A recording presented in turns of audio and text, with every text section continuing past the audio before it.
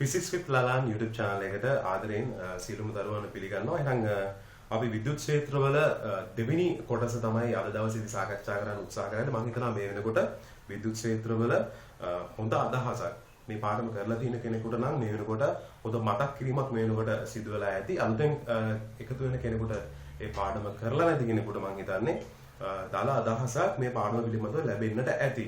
දැන් එක්සෑම් එක තව සතියකින් වගේ ආරම්භ වෙනවා. එතකොට ඕගොල්ලන්ට කරලාම නැති කෙනෙකුට වුණත් මම හිතනවා මේකේ දාලා අදහසක් අරගෙන ඕගොල්ලන්ට MCQ එකකට මුහුණ දෙන්න හැකියාව ලැබෙයි කියලා මම හිතනවා. right? එතකොට දැන් අද දවසේ මම උත්සාහ කරන්නේ අපි ඉගෙනගත්තු කොටස් වලින් මොකද මම ඕගොල්ලන්ට මේ වෙනකොට කරලා නැත්තේ විද්‍යුත් ක්ෂේත්‍ර කියන පාඩමේ මේ වෙනකොට channel එක ඇතුලේ කරලා නැත්තේ විද්‍යුත් විභවය සහ විභව ශක්තිය කියන කාරණා පමණයි. ඒකත් මම ඉදිරියේදී සාකච්ඡා කරනවා. ධාරිත්‍රක මම ඔබ එක්ක මේ වෙනකොට සාකච්ඡා කරලා තියෙනවා. ඒ වගේම තමයි දැන් ආරම්භක කොටස් ටික සාකච්ඡා කරා. ඒ කියන්නේ විද්‍යුත් ක්ෂේත්‍ර තීව්‍රතාවය පිළිබඳව මම සාකච්ඡා කරලා තියෙන්නේ පළවෙනි කොටසින්.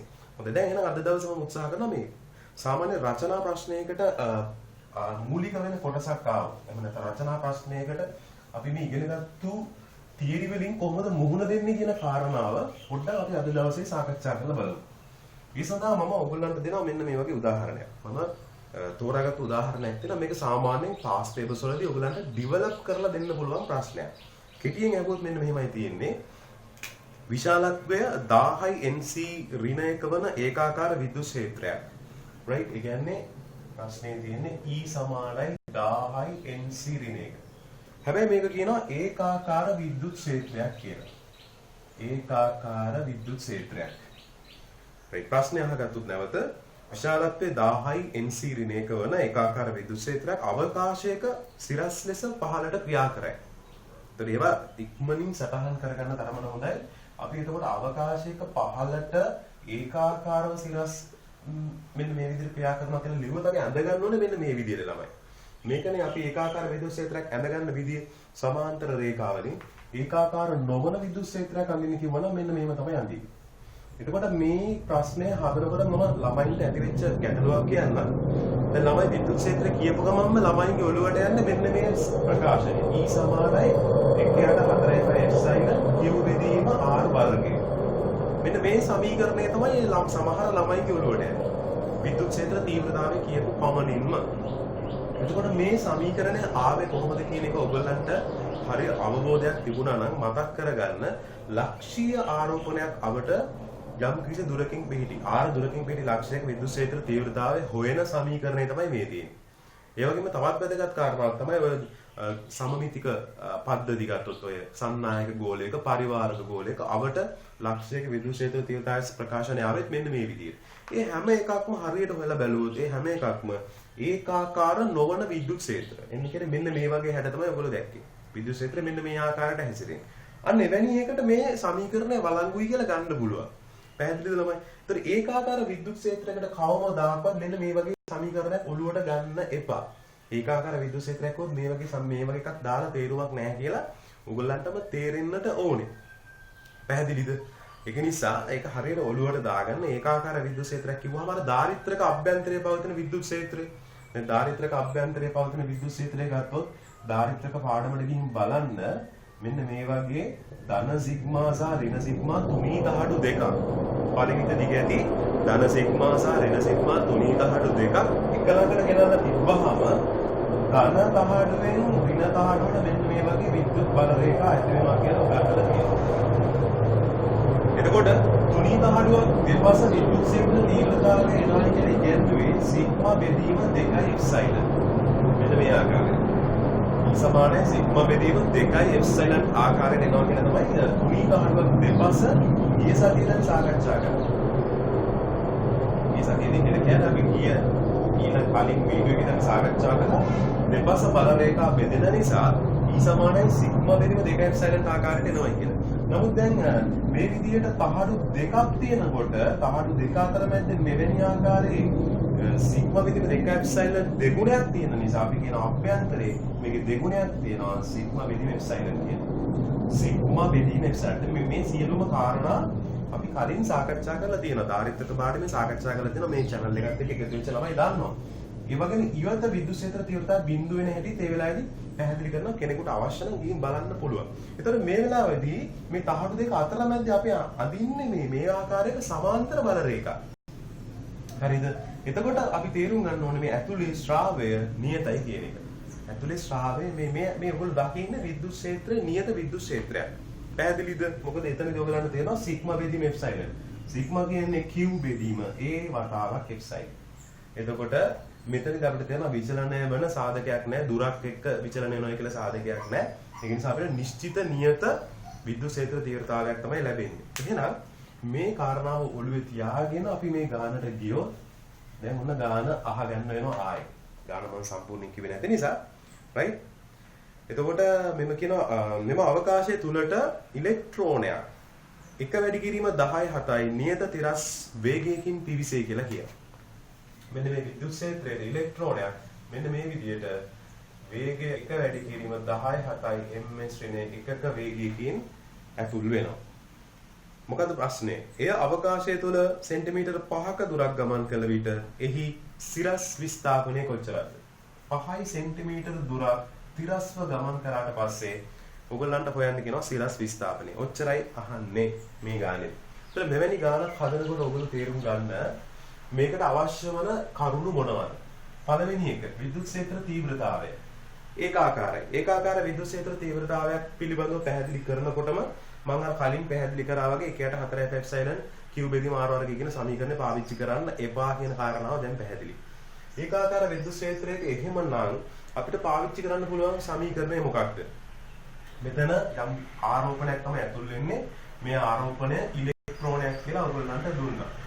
කියන ආරෝපණයේ විශාලත්වයක් දන්නවා නම් අපි ඉලෙක්ට්‍රෝනයක ආරෝපණ විශාලත්වය අපි ගන්නවා 1.6යි 10 19යි කූලෝ. එතකොට මේකක් දන්නවනම් උන්ට ළමයිගේ එකපාර ඔළුවට යන්නට ඕනේ. මට වෙන සමීකරණයක් නැහැ. මතක් වෙන්න පුළුවන් එකම සමීකරණය තමයි F සමානයි EQ කියන සමීකරණය. එහෙම නැත්නම් විද්‍යුත් ක්ෂේත්‍ර තීව්‍රතාවයේ අර්ථ දක්වපු සමීකරණය. එතකොට මේ සමීකරණය ඒ ළමයාගේ ඔළුවට ගියාද? ඒකාකාර විද්‍යුත් ක්ෂේත්‍රයක් කියපු ගමන් මෙන්න මේක ඔළුවට යන්න ඕනේ. පැහැදිලිද? හොඳයි. ඊට පස්සේ දැන් මේ ආරෝපණය තිරස් ප්‍රවේගයෙන් තමයි ඇතුල් වෙන්නේ. දැන් එයා දිගටම තිරස් ප්‍රවේගයෙන් ඇතුල් වුණා කියලා තිරසට මේ විදිහටම චලිත වෙයිද? ඒක තමයි අපි ඊළඟට හිතන්නට ඕන කාරණාව. සාමාන්‍යයෙන් අපි දන්නවා වස්තුවක් මේ විදිහට අපි තිරසට විසිකරොත් මේ විදිහට තිරස විසිකරොත් අපි දන්නවා දිගටම තිරස් චලිතයක් විදිහට අපි දකින්නේ නැහැ. අපි කියනවා එයා ප්‍රක්ෂිප්තාකාරයකට පල්ලෙහාට වැටෙනවා කියලා. ඒකට හේතුව තමයි අපි තිරසට විසිකරාට පස්සේ දිගටම අපි බලයක් දෙන්නේ නැත්නම් එයා ඒකාකාර ප්‍රවේගයෙන් යන්න ඕනේ. නිව්ටන් කියපු විදිහට. මම දුන්නා නම් එයාට ආරම්භක ප්‍රවේගයක් මේ ආරම්භක ප්‍රවේගයේ සහිතව දිගටම යන්න ඕනේ. වාත ප්‍රතිරෝධය නැත්තම් දිගටම යන්න ඕනේ. නමුත් එයා ඇයි ප්‍රක්ෂිප්ත චලිතයකට ගියේ? ඒකට හේතුව එයාගේ සිරස් දිශාවට පහළට ගුරුත්වජ ත්වරණය තියපු නිසා මේ මෙතන සංප්‍රයුක්ත චලිතයක් ඇති වුණා. තිරසට ඒකාකාර ප්‍රවේගයක් සිරසට ත්වරණය වන චලිතයක් නිසා මෙයාගේ සංප්‍රයුක්ත චලිතය ප්‍රක්ෂිප්තාකාර වුණා. එතකොට අපි ඒක තේරුම් ගන්නට ඕනේ මේ ප්‍රක්ෂිප්ත චලිතයේ අත්දැකීම. අන්න ඒ විදිහට මෙතනට ඇප්ලයි කරොත් මෙයාගේ තිරසට කිසිදු ආකාරයක බලයක් ක්‍රියාත්මක වෙන්නේ නැහැ මේ ආරෝපණය විද්‍යුත් ක්ෂේත්‍රයට ලම්බකව ගමන් කරනකොට. එහෙමනම් අපි දන්නවා තිරසට මෙයාගේ ත්වරණයක් නොඇති බව. අපිට ගන්නට පුළුවන් තිරසට මෙයාගේ ත්වරණය ශුන්‍යයි කියලා. ඊට පස්සේ දැන් අපේ ඊළඟට ඔළුවට යන්න ඕනේ මොකක්ද කාරණාව? විද්‍යුත් ක්ෂේත්‍රයකට ඇතුල් වෙන ආරෝපණයක් විද්‍යුත් ක්ෂේත්‍රයේ දිශාවට බලයක් ඇති වෙනවා කියන කාරණාව මෙතනදී අපි පැහැදිලි කළා. ලකුණු සම්මුතිය කියලා ගත්තේ. එතනදී මම කිව්වා විද්‍යුත් ක්ෂේත්‍රයක් තුළ ධනාරෝපණයක් ඇතුල් වුණොත් ධනාරෝපණයක් තිබ්බොත් විද්‍යුත් ක්ෂේත්‍රයේ දිශාවටම බලයක් ඇති වෙනවා. ඒ වගේම ඍණාරෝපණයක් තිබ්බොත් විද්‍යුත් ක්ෂේත්‍රයේ ප්‍රතිවිරුද්ධ දිශාවට බලයක් ඇති වෙනවා කියන කාරණාව. එහෙනම් අපි ඉස්සෙල්ලා ඊළඟට අපි මේක තමයි ඔළුවට දාගන්න ඕනේ. දැන් ඇතුල් වෙන ඉලෙක්ට්‍රෝනය. මේ ඇතුල් වෙන ඉලෙක්ට්‍රෝනයේ බලය දිශාව කොයි පැත්තටද එනන් තියෙන්නේ? විද්‍යුත් ක්ෂේත්‍ර දිශාව පහළට ක්‍රියාත්මක වෙනකොට බලය දිශාව එනන් තියෙන්නේ ඉහළට. අපි එහෙනම් දන්නවා ආරෝපණය මත මෙන්න මේ දිශාවට බලයක් ක්‍රියාත්මක වෙනවා. මේක නියත බලයක්ද? ඊළඟ කාරණාව. මෙයා චලනය වෙනකොට මේ බලය විශාලත්වය වෙනස් වෙනවා. විද්‍යුත් ක්ෂේත්‍ර වෙනස් වෙන්නේ නැත්නම් විද්‍යුත් ක්ෂේත්‍ර තීව්‍රතාවය ඒ වගේම ආරෝපණ විශාලත්වය වෙනස් වෙන්නේ නැත්නම් අපි තේරුම් ගන්න ඕනේ බලයේ විශාලත්වය වෙනස් වෙන්නේ නැහැ. එහෙනම් අර ප්‍රක්ෂිප්ත චලිතයක් ආකාරයකටම නේද යන්නේ. අපි වස්තුවක් විසිකරපුවාම ගුරුත්වජ ත්වරණය පහළට තියෙන නිසා බර වෙනස් වෙන්නේ නැහැ වගේම වස්තුවේ එයා ප්‍රක්ෂිප්ත චලිතයක් ඇති කරන ආකාරයටම මෙයාගේ චලිත ස්වභාවය ගත්තොත් අපි දකින්නේ මෙන්න මෙවැනි ආකාරයක චලිත ස්වභාවයක්. මෙයා තිරසට ඒකාකාර ප්‍රවේගයෙන් යන්න ඕනේ ත්වරණයක් නොමැති නිසා සිරසට ත්වරණය වෙන්නට ඕනේ. මොකද ආරම්භක ප්‍රවේගය බිඳුවයි බිඳුවෙන් පටන් ගන්න සිරසට තිරස් ප්‍රවේගය පමණක් තිබිච්ච නිසා මෙන්න මේ විදිහට එයා ඉහළට ගමන් කරන්න පටන් ගන්නවා ප්‍රක්ෂිප්තයක් ආකාරයට. ඔයගොල්ලෝ දකින්නේ මෙන්න මේ වෙන චරිතයක්. අපි දුන් සෙන්ටිමීටර් 5න් විද්‍යුත් ක්ෂේත්‍රය අවසන් වුණා නම් එයාගේ සිරස් විස්ථාපනය බවට පත් වෙන්නේ මෙන්න මේ ප්‍රමාණය. මම මේ සිරස් විස්ථාපනය y කියලා ගන්නවා. පැහැදිලිද? ඒතර මේ කාරණා ඔයගොල්ලන්ගේ ඔළුවට ගියාද? මේ කාරණා ඔළුවට ගියා නම් මේ ළමයා ඉතා ඉක්මනින් මේක සුළු කරන්න උත්සාහ කරනවා. කොහොමද සුළු කරන්නේ? දැන් ඊළඟට අපි බලන්නට ඕනේ මෙයාට තිරසට දාන්න පුළුවන් චලිතය S සමාන UT ධන භාගයක් KT වර්ගය ප්‍රක්ෂිප්තයක් විදිහට විසඳමු අපි. සිරසට දාන්න පුළුවන් S සමාන UT ධන භාගයක් KT වර්ගය. එහෙනම් මම කරන්නේ ඉස්සෙල්ලාම තිරස් චලිතයට දානවා S සමාන UT ධන භාගයක් KT වර්ගය. මෙයා මෙතනින් අපි දුම් ප්‍රක්ෂිප් සමාන මේ ආරෝපණය විද්‍යුත් ක්ෂේත්‍රයට ඇතුල් වෙනකොට කාලය බිඳුව නම් සෙන්ටිමීටර් 5ක් ගමන් කරනකොට ගත වෙච්ච කාලය සිම්පල් t කියලා ගත්තොත් තිරස් දිශාවට හරියටම සිරස් දිශාවට y ප්‍රමාණය ගමන් කරන ගත වෙච්ච කාලයත් අපි ගන්න සිම්පල් t ම තමයි. ඒ කියන්නේ එකම චලිතයනේ මේ අපි අර්ථ දක්වන්නේ සංරචක දෙකක් විදිහට නේ. ඇත්තටම මෙයා මේ විදිහට ගිය එක අපි සංරචක දෙකක් යටතේ තිරසට සහ සිරසට ගියා කියලා අපි හිතාගෙන ගාන හදනවා. අනිවාර්යව ගත්තොත් සෙන්ටිමීටර් 5ක් ගමන් කරා මීටර කරගත්තා ආරම්භක ප්‍රවේගය එක වැඩි කිරීම 10.7යි right ගත වෙච්ච කාලයේ t තිරස් දිශාවට ත්වරණයක් නොමැති නිසා මේ පාර්ට් එක බිඳුවක් වෙනවා. මෙතනදී මට ලැබෙන උත්තරය 5යි 10යි ඍණ 9යි තත්පර කියලා. මොන ආකාරයක. දැන් මම කාලය හොයාගත්තා. දැන් මම දන්නවා එහෙනම් මෙයාට සිරසට දැම්මොත් s සමානයි ut ධන භාගයක් kt වර්ගය මට y හොයාගන්න පුළුවන්. y කොහොමද හොයාගන්නේ? දැන් මම දන්නවා මෙයා තිරසට තමයි ආරම්භයේ විද්‍යුත් ක්ෂේත්‍රයට ඇතුල් වුණේ. සිරසට ප්‍රවේගයක් තිබ්බේ නෑ ආරම්භයේදී. එහෙනම් u බිඳුවක් වෙන නිසා මේ පාර්ට් එක බිඳුවක් වෙනවා. භාගයයි ත්වරණය වතාවක් t වර්ගය. t වර්ගයට මට ආදේශ කරන්න පුළුවන් 5 වැඩි කිරීම 10 ඍණ 9 වර්ගය. වර්ගය අමතක කරන්න එපා. ගොඩක් ළමයි යෝගත් කරනවා. මොන වර්ගය දැම්මා. ඊළඟ ගැටලුව තමයි මම ත්වරණය දන්නේ නෑ ඉහළ දිශාවට තියෙන. ඒක කොහොමද හොයාගන්නේ? ඒක හොයාගන්න තියෙන්නේ මෙන්න මේ විදිහට. ත්වරණය හොයන්න කිව්ව ගමන් අපේ ඔළුවට යන්න ඕනේ වෙන කතන්දරයක් නෙමෙයිනේ. නිව්ටන්ගේ නියමය, නිව්ටන්ගේ දෙවෙනි නියමය. F සමානයි ma අපි ඉහළ දිශාවට දාලා බලමු. මේ ආරෝපණය මත ඇතිවෙච්ච බලය F නිරූපණය වුණේ E වතාවක් Q කියන සමීකරණය. එහෙනම් මට මෙතනට ආදේශ කරන්න පුළුවන් F වෙනුවට E වතාවක් Q කියලා. ma මෙතනින් එනවා ත්වරණය කියන්නේ EQ බෙදීම m ලෙස. දැන් විද්‍යුත් ක්ෂේත්‍ර තීව්‍රතාවය අගය ඔයගලන්ට දීලා තිබ්බ 10යි, ඒ කියන්නේ 10 3යි. Q අපි දන්නවා 1.6යි 10 ඍණ 19යි. right 10 ඍණ 19යි. එතකොට m ඉලෙක්ට්‍රෝනික ස්කන්ධය ඔයගලන්ට දෙයි අනිවාර්යෙන් ආසන්න වශයෙන් දී 9 වැඩි කිරීම 10 ඍණ 31යි කිලෝග්‍රෑම් කියලා. ඒතර මේ අගයන් දුන්නාට පස්සේ අපිට පුළුවන් දල වශයෙන් සුළු කරගන්න right අවසානයේ එනවා 1.6 බෙදීම 9 වතාවක් 10 ඍණ 31 උඩට ගියාම 34ක් වෙනවා. ධන 31යි මේ තුන එකතු වුණාම 34ක් වෙනවා. 10 ඍණ 19 ගියාම මම හිතනවා හරි කියලා 10 15ක් කියලා තමයි බලය එන්නේ. ඔන්න ඔය ආකාරයට මට ත්වරණයේ විශාලත්වය ඒකකයේ ms ඍණ 2. ත්වරණයේ විශාලත්වය හොයාගන්න පුළුවන්. ඔක ගෙනාන කෙලින්ම අපි මෙතනට ආදේශ කරොත් අපිට එනවා භාගයයි 1.6 බෙදීම 9 10 15ක් මෙතන එනවා 25යි 10 ඍණ 18. ඔන්න ඔය ආකාරයට තමයි අවසානයේ ලැබෙන්නේ. දෙකෙන් සුළු කරොත් මම මේ කැල් එකක් පාවිච්චි කරන්නේ නැතුව උත්සාහ කරනවා සුළු කරන්න. එතකොට දෙකෙන් සුළු කරොත් 1.6යි 0.8යි. 0.8 25 වැඩි කරපුවම අපි දන්නවා 20යි එන්නේ. එතකොට 20 බෙදීම 9 කියලායි අපිට ලැබෙන්නේ අවසානයේදී. 20 බෙදීම 9 අපිට සුළු කරලා බැලුවොත් 2.2ක් වගේ අගයක් එයි. 20 බෙදීම 9 2.2ක්. දිගටම යනවා සුළු වෙවි. හරිද? එතකොට බලයන් ටික සුළු කරලා බැලුවොත් එන්නේ 15 න් 10 න් 18ක් ගියාම 10 න් 3යි මීටර කියලා එන්නේ. අවසානයේ මේ වගේ උත්තරයක් එනවා.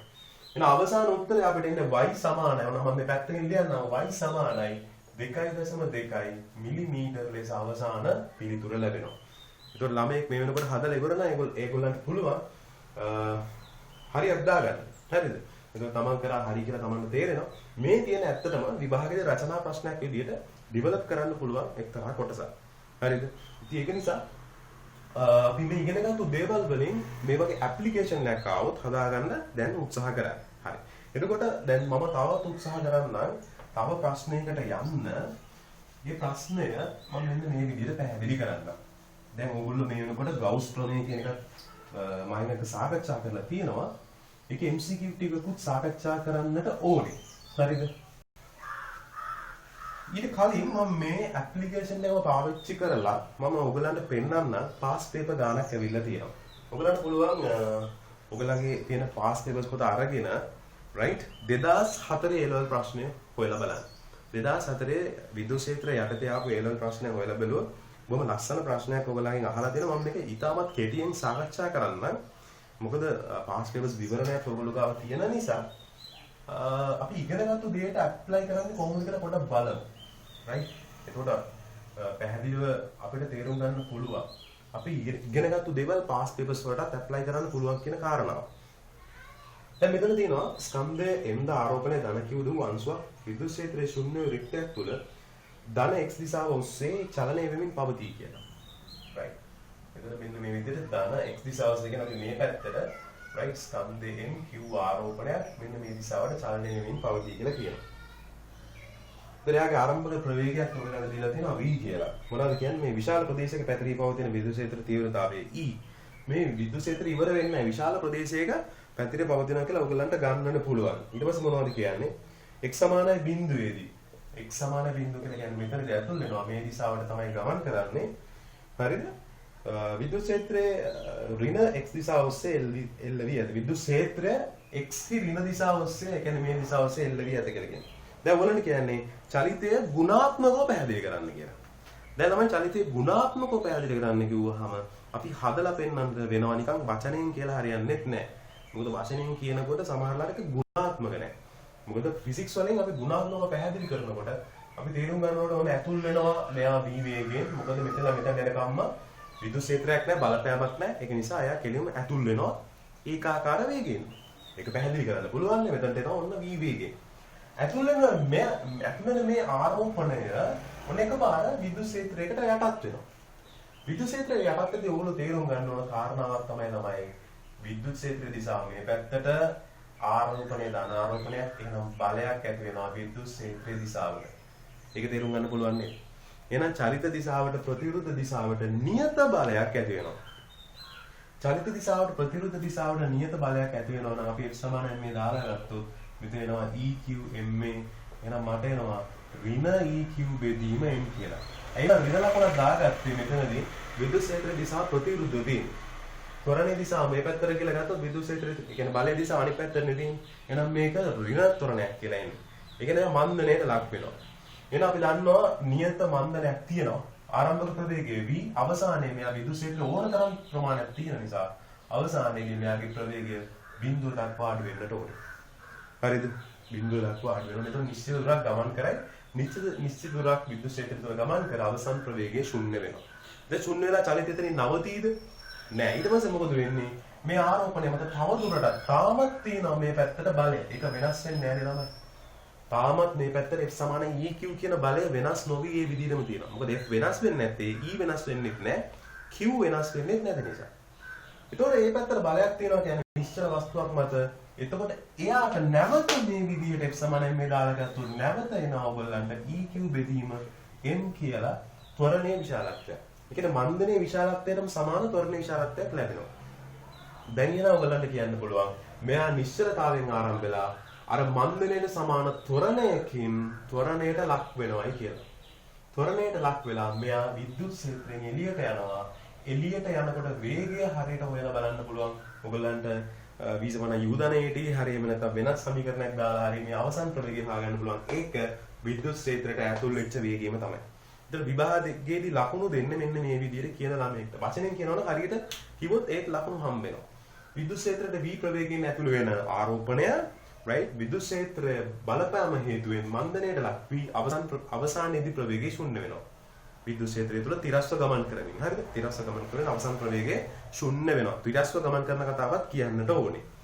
තිරස්ව ගමන් කරමින් අවසන් ප්‍රවේගය විද්‍යුත් ක්ෂේත්‍රය තුළදී ශුන්‍ය වී නැවත විද්‍යුත් ක්ෂේත්‍රයේ දිශාවට හැරෙන ආරෝපණය මන්දනය වූ මන්දනයට සමාන විශාලත්වයකින්ම ත්වරණය වී අපි කියනවා විද්‍යුත් ක්ෂේත්‍රයෙන් ආරම්භක ප්‍රවේගයට සමාන ප්‍රවේගයකින්. එහෙම නැත්නම් අපි කියන්න පුළුවන් v ප්‍රවේගයකින් විද්‍යුත් ක්ෂේත්‍රයෙන් එළියට ඉවත්ව යනවායි කියලා. ඒතර මේක තමයි ගුණාත්මකව අපි මේ චරිතය පැහැදිලි කරපු විදිය. දැන් පාස් වෙනස් ගානක් තමයි මේ හැදුවේ. හරිද? මෙතනදී කියනවා ගුරුත්වය නිසා ඇති වෙන බලපෑම් නොසලකා හරින්න කියලා. ඒකයි ගුරුත්වය නිසා ඇති වෙන බලපෑම් නොසලකා හරපු නිසා තමයි මෙයා හරියටම තිරස් දිශාවට විතරක් ගියේ. ගුරුත්වයේ බලපෑම තිබ්බනම් මෙයා ප්‍රක්ෂිප්ත චලිතයක තමයි ගමන් කරන්නට ඕනේ. හරිද? ඒතර අපිට ඒක වරහන් ඇතුළෙම තිබ්බා ගුරුත්වය නොසලකා හරින්න කියන කාරණාව. හරි. දැන් එහෙනම් අපි බලමු අපි ඊළඟ කොටස. ඊළඟ කොටස අනිවාර්යෙන් මේ වගේ දෙයක් දීලා මේකෙම ඩිවෙලොප් වෙච්ච කාරණාවක් තමයි ඊළඟ කොටස විදියට දෙන්නට ඕනේ. දැන් ඔන්න තවත් රූප සටහනක් දීලා තිනා මේ විදිහට. ඒකෙත් ඔයගලන්ට දීලා තියෙන්නේ මෙන්න මේ වගේ නිශ්චිත විද්‍යුත් ක්ෂේත්‍රයක් ළමයි. කලින් වගේ ඉතා විශාල ප්‍රදේශයක පැතිරිලා තියෙනවා කියලා නෙමෙයි තියෙන්නේ. x සමාන l සිට x සමාන l ධන h දක්වා h දිගක් සහිත ප්‍රදේශයක මෙන්න මේ විදිහට විද්‍යුත් ක්ෂේත්‍රයක් පැතිරිලා තියෙනවා. මෙතනට දුර l, එතන මෙතන x සමානයි බිඳුව කියලා ගන්න පුළුවන්. එතනදී ආරෝපණ දෙකක් තියෙනවා. එකක් p අනිත් එක q. එක්කෙනෙක් ගමන් කරන්නේ v1 වලින් අනිත් එක්කෙනා v2 වලින් ගමන් කරනවා කියලා ගන්න පුළුවන්. එතකොට මේ දෙදෙනාගේම ආරෝපණ විශාලත්වය ධන q කියලා දීලා තියෙනවා. ධන q කලින් ගානේ අර අපි කලින් පැහැදිලි කරා වගේමයි දීලා තියෙන්නේ. මොන t සමානයි බිඳුවේදී දෙන්නම චලිතය ආරම්භ කරනවා කියලා කියනවා. right. දැන් ඒතර x දිශාව ඔස්සේ චලනය වෙනවා. රික්තය තුළ එක විට චලිතය ආරම්භ වෙනවා. කොහොම තමයි කියන්නේ. මේක රික්තයක් ළමයි. හරි? මේක විද්‍යුත් ක්ෂේත්‍රය. right. ඊට ඔන්න පළවෙනි ප්‍රශ්නේ මොකක්ද අහන්නේ? තව දත්තයක් දීලා තියෙන ඒකක් වැදගත් දත්තයක් ළමයි. ඒ වැදගත් දත්තය තමයි v1 විශාලයි v2ට වඩා. ඒ කියන්නේ දෙන්නම එක විට චලිතය ආරම්භ කරාට වැඩිම වේගෙන් යන්නේ v1. එයා තමයි එන ඉස්සරළම යන්න ඕනේ. විද්‍යුත් ක්ෂේත්‍රේ නම් මුලින්ම ඇතුල් වෙන්නත් ඕනේ p කියන අංශුව. ඒක තේරුම් ගන්න පුළුවන්. වැඩිම වේගෙන් යන්නේ ඒකාකාර වේගෙන් තමයි ළමයි යන්නේ. හරි? ත්වරණය වෙන්න බෑනේ. මේක රික්තයක්නේ. මේගොල්ලෝ දකින්නේ රික්තය. මේක විද්‍යුත් ක්ෂේත්‍රය. හරි? එහෙනම් මෙයා මේ විදිහට ගිහිල්ලා විද්‍යුත් ක්ෂේත්‍රයට ඇතුල් වෙන්නේ v1 වේගයෙන්ම තමයි. එතකොට එයා ඒ මොහොතේ ඇතුල් වෙනකොට මේ q අංශුව එච්චර දුර එන්න විදිහක් නෑ. එයා මේ වගේ මග තැනක නවතී. නවතින්නේ නෑ ළමයි. මේ වගේ තැනක p-ටයි. හරිද? එයාට තාම විද්‍යුත් ක්ෂේත්‍රයට ඇතුල් වෙන්න බෑ. මෙයා විද්‍යුත් ක්ෂේත්‍රයට ඇතුල් වෙනකොට. ඔය මෙයාගේ වේගය වැඩි නිසා. පළවෙනිම මාර්ගයේ මේ අංශු දෙක x සමාන බිඳුව x සමාන l දක්වා ක්ෂේත්‍ර රහිත ප්‍රදේශයක ගමන් කරයි නම් වඩා වේගෙන් ගමන් කරන අංශුව x සමාන l කරා ළඟා වන මොහොතේදී අංශු දෙක අතර පරතරය හොයන්න කියලා කියනවා. දැන් අංශු දෙක අතර පරතරය හොයන්න කියනකොට මට මතකයි සමහර ළමයි මේක හදද්දී ළමයි හදලා තිබ්බ අංශු දෙක අතර පරතරය කියලා මෙන්න මේ d දුරක් මෙන්න මෙහෙම එකක් හොයන්න උත්සාහ කරලා තිබ්බලු. අංශු දෙක අතර පරතරය කියලා. නමුත් කවමදාකවත් අපිට කිසිම චලිත සමීකරණයක් දාලා මේ දෙක අතර පරතරය හොයන්න බෑ. ඒක අනිවාර්යයෙන් ඔයගොල්ලෝ තේරුම් ගන්න ඕනේ. කිසිම ආකාරයෙන් මෙන්න මේක නෙමෙයි හොයන්න කිව්වේ. අංශු දෙක අතර පරතරය කියලා කිව්වේ මේක නෙමෙයි. ගාන හොඳට කියලා බැලුවොත් මේ p කියන අංශුව විද්‍යුත් ක්ෂේත්‍රයට ඇතුල් වෙනකොට p සහ q අතර පවතින මේ තිරස් පරතරය තමයි හොයන්න කියන්නේ. සිරස් නෙමෙයි ළමයි. හරිද? තිරස් පරතරය. මේ තිරස් පරතරය d හොයන්න කියලා ඒක චලිත සමීකරණ දාලා අපිට හොයන්න පුළුවන්. ඒක කොහොමද හොයන්නේ ළමයි? මොකද මෙතන ඉඳලා මෙතනට වස්තුව පවතින ඒකාකාර ප්‍රවේගයකින්. එහෙනම් මම දන්නවා ළමයි p අංශුව right ක්ෂේත්‍රයට ඇතුල් වන විට මම ගන්නවා ගතවන කාලය t ලෙස ගනිමු. මට ඕන වාක්‍යයක් ලියන්න පුළුවන් මේ විදිහට t ලෙස ගනිමු කියලා. p අංශුව ක්ෂේත්‍රයට ඇතුල් වෙන විට ගතවන කාලය t ලෙස ගනිමු. එහෙනම් මට කියන්න පුළුවන් s සමාන ut ධන භාගයක් kt වර්ගවල භාගයක් kt වර්ග කියන එක කැපිලා යනවා තමයි ත්වරණයක් නැති නිසා. එහෙනම් එයා ගමන් කරේ l දුරක්. මෙයා ගමන් කරලා තියෙන l දුරක්. ගමන් කරේ v1 වේගෙන් ගතවන කාලය t ඒක නිසා යනවා l බෙදීම v1. දැන් මේක මට මුලින්ම කරන්න පුළුවන් ඕනම ළමයෙකුට මේක මුලින්ම හදලා ගන්න පුළුවන්. කිසිම කෙනෙකුට බැරි වෙන විදියක් නැහැ. මොකද මේක චලිත සමීකරණ. තාම විද්‍යුත් ක්ෂේත්‍ර වලට ඇතුළුනේත් නැහැ. ඉස්සලා තේරුම් ගන්න බෑ නේද ළමයි? විද්‍යුත් ක්ෂේත්‍රයට තාම ඇතුළුන්නේ නැහැ. ඊට පස්සේ ඒ කාලයම නේද මේ කාලය තුලදීම නේද ළමයි q අංශුවක් ගමන් කරේ. q අංශුව ගමන් කරපු දුර ඕනනම් මට ගන්න පුළුවන් x කියලා. x ප්‍රමාණයක් ගියා කියලා ගමු. එහෙනම් මම දැන් ලියනවා q අංශුවට. q අංශුවට ගත වූ කාලයද t ම වේ. හරිද? q අංශුව ගත වූ කාලයද t ම වේ නම් මට පුළුවන් එයාට ඒකාකාර ප්‍රවේගයෙන් එන s සමානයි ut දාන්න. එයා ගියපු දුර x, එයා ගමන් කරපු වේගය v2 එහෙනම් ගත වෙච්ච කාලය t නිසා මට ලියන්න බලන් එක l බෙදීම v1. දැන් අංශු දෙක අතර පරතරය නෙවෙයි කිව්වේ. එහෙනම් ඒක d හොයන්න පුළුවන් ළමයි l ගෙන් x අඩු කරලා. l ගෙන් x අඩු කරපුවම d එනවා. එහෙනම් අංශු දෙක අතර පරතරයේ l ගෙන් x අඩු කරපුවාම මම අඩු කරනවා x. ඒ කියන්නේ v2 බෙදීම v1 වතාවක් l. මේක තව ඕනනම් සුළු කරොත් l එළියට ගත්තොත් එනවා v1 ඍණ v2 බෙදීම v1. මේක දිහා බලපුවම ධන උත්තරයක් එන්නේ කියලා ඕන කෙනෙකුට තේරුම් ගන්න පුළුවන්. මොකද v2ට වඩා v1 විශාල නිසා. දැන් ළමයි පළවෙනි ප්‍රශ්නෙට මේ විදිහට පිළිතුර ලියාගත්තු ළමයාට කොන්ෆිඩන්ස් එනවා. තව ප්‍රශ්න දෙකයි තියෙන්නේ. රෝම ඉලක්කම් දෙකයි තියෙන්නේ. දැන් මේ දෙවෙනි රෝම ඉලක්කමට යමු පළවෙනි එක ඉවර කරා. දෙවෙනි එක කියන්නේ x සමාන l ඊදී අංශු දෙක ඍණ x දිශාවට l වූ. ඒ කියන්නේ විද්‍යුත් ක්ෂේත්‍ර දිශාව මේ පැත්තට දෙන්නේ. තීව්‍රතාවය ඌද ඒකාකාර විද්‍යුත් ක්ෂේත්‍රයකට ඇතුල් වෙනවා. ඒකාකාර විද්‍යුත් ක්ෂේත්‍රය. එහෙනම් කිව්ව ගමන්ම 1/4 q බෙදීම r වර්ග එහෙම එකක් ඔලුවට යන්නේ නැහැ. f සමානයි eq. f සමානයි eq. ඕක තමයි ඔලුවට යන්නේ. f සමානයි eq කොච්චරයි. හරි? දැන් ඊට පස්සේ කියනවා දෙවෙනි රූපේ පෙන්වන ඇති පරිදි විද්‍යුත් ක්ෂේත්‍රය l ඉඳලා l ධන h දක්වා පැතිරියතම් අංශු දෙකම ආපසු හරවා ඍණ දිශාවට ගමන් කරවීම සඳහා අවශ්‍ය විද්‍යුත් ක්ෂේත්‍ර තීව්‍රතාවයේ අවමාර්ගය. දැන් ඔන්න තමයි මොකක්ද ඒ කියපු කතන්දරේ. අංශු දෙකම හරවන්න ඕනේ. අංශු දෙකම හරවනවා කියනවා මේ විද්‍යුත් ක්ෂේත්‍රයට ඇතුළු වෙනවා අපි කලින් කතා කරේ. ඕන තරම් විද්‍යුත් ක්ෂේත්‍ර දිශාව තියෙනකොට මෙයා ගිහිල්ලා අවසානයේ ප්‍රවේගය ශුන්‍ය වෙලා මෙතනින් නැවත අනිත් පැත්ත හැරලා ඔහම යනවා. අපි කලින් කතා කරා. ඊට පස්සේ ආය ආපු වෙගෙන් එළියටත් යනවා. ඒක කතා කරාම මතකද මුලින්ම ඔප්පු කරලා පෙන්නන්නේ එහෙමනේ. ඒතර විද්‍යුත් ක්ෂේත්‍ර තීව්‍රතාවයේ ප්‍රබලතාවය අනුව එයා කොච්චරක් දුරට ගිහිල්ලා හැරෙනවද කියන එක තීරණය වෙනවා. මොකද විද්‍යුත් ක්ෂේත්‍රතාවයේ ප්‍රබලතාවය වැඩි වෙනකොට ළමයි මන්දනයේ ප්‍රබලතාවයත් වැඩි වෙනවා. මොකද ඕගොල්ලෝ මතක ඇති මන්දනයේ සමීකරණය දැන් බලන්න හදපු සමීකරණේ කලින් ඒකේ ආවේ ඔයගොල්ලන්ට EQ බෙදීම m කියලා. EQ බෙදීම m. E වැඩි වෙනකොට මන්දනය වැඩි. කියන්නේ සමහර අය ළඟ ගිහිල්ලා ඔන්න හැරිලා යනවා. ළඟ හැරිලා යනවා. නමුත් අපිට හොයන්න කියන්නේ අවම විද්‍යුත් ක්ෂේත්‍ර තීව්‍රතාවය. අවමාගේ. ඒතර අවමාගේදී ළමයි වෙන්නට ඕනේ මේ අංශු දෙකෙන් එකක් එකම හරි දෙකම හරි මෙන්න මේ විදිහට කෙලවරට ගිහිල්ලා හැරිලා එන්නට ඕනේ. මම දන්නේ කොහොමද කියලා. හරිද? මෙහෙම ගියා කෙලවරට L ධන H දක්වා ගියා හරි. එතනින්ම ගිහිල්ලා හැරිලා ආව නම් හරි. එතකොට අපිට විද්‍යුත් ක්ෂේත්‍ර තීව්‍රතාව අවමාගේ තියාගන්න පුළුවන්. ඔයිටත් වැඩි අවම වුණොත් මන්දනය තවත් අඩු වෙලා මෙයා මේ විද්‍යුත් ක්ෂේත්‍ර තීව්‍රතාවෙන් එළියට පනිනවා. එතකොට අපි බලන්න ඕනේ මොන අංශුවද මේ කෙලවරට ගිහිල්ලා හරවන්න ඕනේ නැත්නම් දෙකම ගිහිල්ලා හරවන්න ඕනේද? දෙකම ගිහිල්ලා හරවන්න ඕනේද නැත්නම් එක අංශුවක් හැරෙවා නම් ඇතිද අනිත් එක ඉබේම හැරෙනවද කියලා තේරුම් ගන්නට ඕනේ. එතකොට අපි දන්නවා ළමයි මේ විද්‍යුත් ක්ෂේත්‍රය ඇතුළට වැඩිම වේගයෙන් ඇතුල් වෙන්නේ කල්පනා කරලා බලන්න වැඩිම වේගයෙන් ඇතුල් වෙන්නේ මේ P කියන අංශුව. මොකද එයාට තමයි වැඩිම වේගයක් තියෙන්නේ V1. වැඩිම වේගයෙන් ඇතුල් වෙන එක්කෙනා තමයි ළමයි මන්දනය කරගන්න ඕනේ අපි ඉතා ඉක්මනට. හරිද? අනිත් එක එයා තමයි මුලින්ම ක්ෂේත්‍රයට ඇතුල් වෙන්නේ නම. මුලින්ම ක්ෂේත්‍රයට ඇතුල් වෙන්නේ එයා. එහෙනම් අපි එයාව මන්දනය කරලා තව ටිකක් කියන්න පුළුවන්. එයාට වැඩිම වේගයක් තියෙනවා කියලා කියන්නේ එයාට වැඩිම චාලක ශක්තියක් තියෙනවා. එයාට තමයි වැඩිම ශක්තිය තියෙන්නේ. වැඩිම ශක්තිය තියෙන එක්කෙනා අපි කෙලවරෙන් හැරෙව්වොත් ළමයි අනිත් එක්කෙනා ඉබේම මේකට ඇතුල් වුණාට පස්සේ V2 වේගයෙන් ඇතුල් වුණාට පස්සේ ඉබේම අනිවාර්යෙන් මේ හාගේ ප්‍රදේශයකට හැරලා නැවත අනිත් පැත්තට එනවා. පැහැදිලිද? ඒ කියන්නේ වැඩිම වේගයක් තියෙන එක්කෙනා වර කෙලවරෙන් හැරෙවුවා නම් ඉබේම අඩුම වේගයක් තියෙන එක්කෙනා මගින්ම හැරෙනවා. ඒ කියන්නේ කතා දෙකක් නැහැ. පැහැදිලිද? හදිස්සියට අඩුම වේගයක් තියෙන එක්කෙනා කෙලවරෙන් හැරෙවුවොත් එයා කෙලවරෙන් හැරෙනකොට වැඩිම වේගයක් තිබුණ එක්කෙනා විද්‍යුත් ක්ෂේත්‍රය පහු කරගෙන එළියටත් ගිහිල්ලා ඇති. ඒතර එයා හරවන්න හම්බෙන්නේ නැහැ. පැහැදිලිද? එහෙනම් අඩුම වැඩිම වේගයක් තියෙන එක්කෙනාව හැරෙවුවා නම් ඉබේම දෙන්නම හැරෙනවා. ඒ වගේම තමයි වැඩිම වේගයක් තියෙන එක්කෙනාව කෙලවරේම හැරෙවුවා නම් හරි. එතකොට තමයි අපිට අවම විද්‍යුත් ක්ෂේත්‍ර තීව්‍රතාවය ලැබෙන්නේ. එතකොට ළමයි අපි එහෙනම් එහෙම හිතලා ගානේ මොනවද කියන්නේ EM සඳහා ප්‍රකාශනයක්. අවශ්‍ය විද්‍යුත් ක්ෂේත්‍ර තීව්‍රතාවය අවමාගේ EM සඳහා ප්‍රකාශනය. අපි එහෙනම් හිතන්න ඕනේ P අංශුව ගැන පමණයි. P අංශුව සලකා ඉන්න P ආරෝපණය සලකා ගත්තොත් right එයා කලින් අපි එන කලින් ඔප්පු කරන්නමයි සමානයි m දැම්මේ මේ දිශාවට.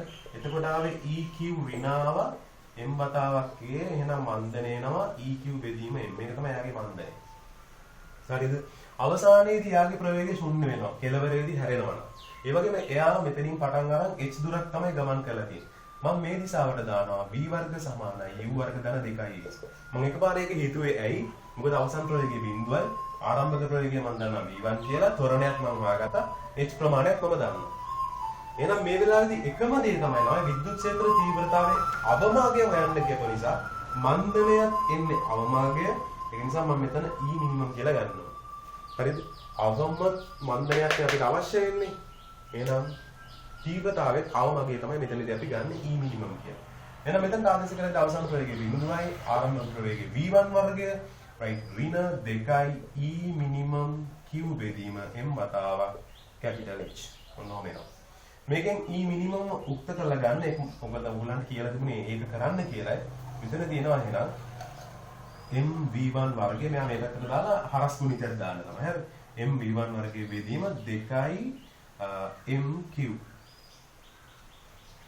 right පොඩි වැරදීමක් වුණාද? ඔව් 2 qh sorry 2 qh ඔන්නෝ තමයි. මේ පැත්තට දාලා වැඩි කරද්දී MV1 වර්ගයේ බෙදීම 2 QH. ඔන්න ඔය ආකාරයට අවසානයේදී මට ලැබෙනවා විද්‍යුත් ක්ෂේත්‍ර තීව්‍රතාවයේ විශාලත්වය. දැන් පැහැදිලිද ළමයි? දැන් එතන අපි දැන් රෝම ඉලක්කම් දෙකටත් උත්තර ලියාගත්තා. දැන් කොන්ෆිඩන්ස් හොඳටම තියෙනවා ළමයි. අපි ලකුණු භාගයකට වඩා ස්කෝර් කරලා තියෙනවා දැන්. දැන් අපිට අවශ්‍ය වෙන රෝම ඉලක්කම් 3ට පිළිතුරු සපයන්න.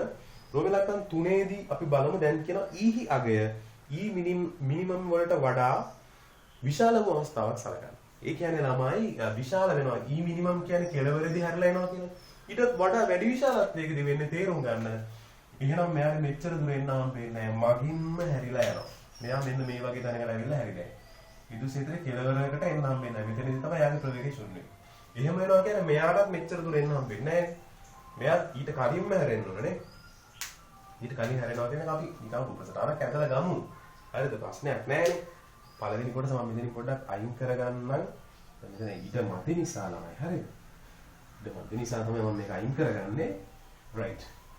රෝමිලක්කයි එකේ කොටස. දැන් මෙතන මොනවද කියන්නේ කියලා අහමු. P සහ Q අංශුව රෝමිලක්කන් තුනේ සිම්පල් ලේවල කියනවා. P සහ Q අංශු විද්‍යුත් ක්ෂේත්‍රය තුල පිළිවෙලින් ගත කළ කාලය TP සහ TQ සඳහා ප්‍රකාශන ලබා ගන්න කියලා කියනවා. TP සහ TQ සඳහා විද්‍යුත් ක්ෂේත්‍රය තුල ගත කළ කාලය. ඉතින් අපි කලිනුත් මේක හදපු නිසා ළමයි එකිනෙකාගේ මන්දනය ගැන අපිට අවබෝධයක් තියෙන නිසා මන්දනය අපිට ලියා ගන්න පුළුවන් දැන් වෙනත් විද්‍යුත් ක්ෂේත්‍රයක් නේ. එහෙනම් EQ බෙදීම m ඍණ මන්දනය EQ බෙදීම m.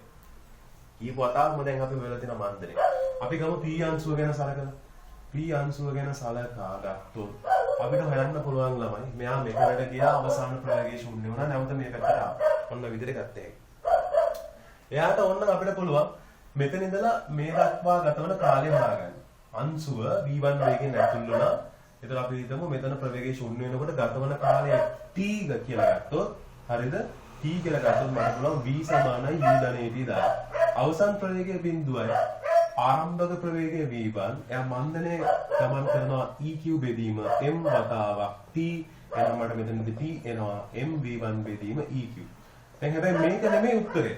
මේක නෙමෙයි උත්තරේ කියලා තේරුම් ගන්න ඕනේ. මොකද මෙතනලා මෙතනට ගත වෙන කාලයම සමාන කාලයක්. මෙතන ඉඳන් නැවත මෙතනට එන්න ගත වෙනවා. මෙතනලා මෙතනට එන්න ගත වෙන කාලයට සමාන අනිත් පැත්තට ගත වෙනවා. මොකද මෙතනදී තියෙන මන්දනය වල මේ පැත්තට ත්වරණයේ විදිහට පවතී. එහෙනම් අපි ලියන්න ඕනේ ළමයි TP සමානයි දෙගුණයක් T කියලා. ඒ කියන්නේ දෙගුණයක් MV 2 MV1 right දෙගුණයක් 2 MV1 නෙමෙයි 2 MV1 බෙදීම EQ ඔන්න ඔය ආකාරයට එනවා. ඒ ආකාරයෙන්ම එනින්ම මට ලියන්න පුළුවන් TQ සඳහා 2 MV2 බෙදීම EQ ලෙස. ඒකයි හොය ඉන්නට ඕනේ නැහැ. 2 MV2 බෙදීම EQ කියලා ගන්න පුළුවන්. මොකද වෙනස් වෙන්නේ ප්‍රවේගයේ පමණයි. ওই විදිහටමනේ හදන්න තියෙන්නේ Q අංශුවටත් නේ. එහෙනම් අපිට මේ ආකාරයටම හැකියාව ලැබෙනවා TP සහ TQ සඳහා අගයන් ලබා ගන්න. ඉතින් ළමයි රෝම ඉලක්කම් 3 සිම්පල් A වලට උත්තරේ මේ ආකාරයෙන් ඉතා ඉක්මනින් ගත්තා. හරි? ඉතින් මේ විදිහට ගත්තට පස්සේ අවසානයේදී අපි බලමු රෝම ඉලක්කම් 3 සිම්පල් B වල අහන්නේ මොකක්ද කියලා. ඒකෙදි කියනවා විද්‍යුත් ක්ෂේත්‍ර තීව්‍රතාවයේ E එක්තරා E නෝට් නම් මගේකට සමාන වෙනවා. දැන් ඔන්න බලන්න සැරින් සැරේට වෙනස් කරනවා. දැන් ඔන්න විද්‍යුත් ක්ෂේත්‍ර තීව්‍රතාවය E නෝට් දක්වා වෙනස් වෙනවා. එතකොට x සමාන බිඳුවේදී ආරම්භක ප්‍රවේග නිසා වෙනස් කාලවලදී විද්‍යුත් ක්ෂේත්‍ර වලට ඇතුල් වෙනවා. මොකද මෙයා මුලින්ම ඇතුල් වෙනවා ඊට පස්සේ තමයි මෙයා ඇතුල් වෙන්නේ.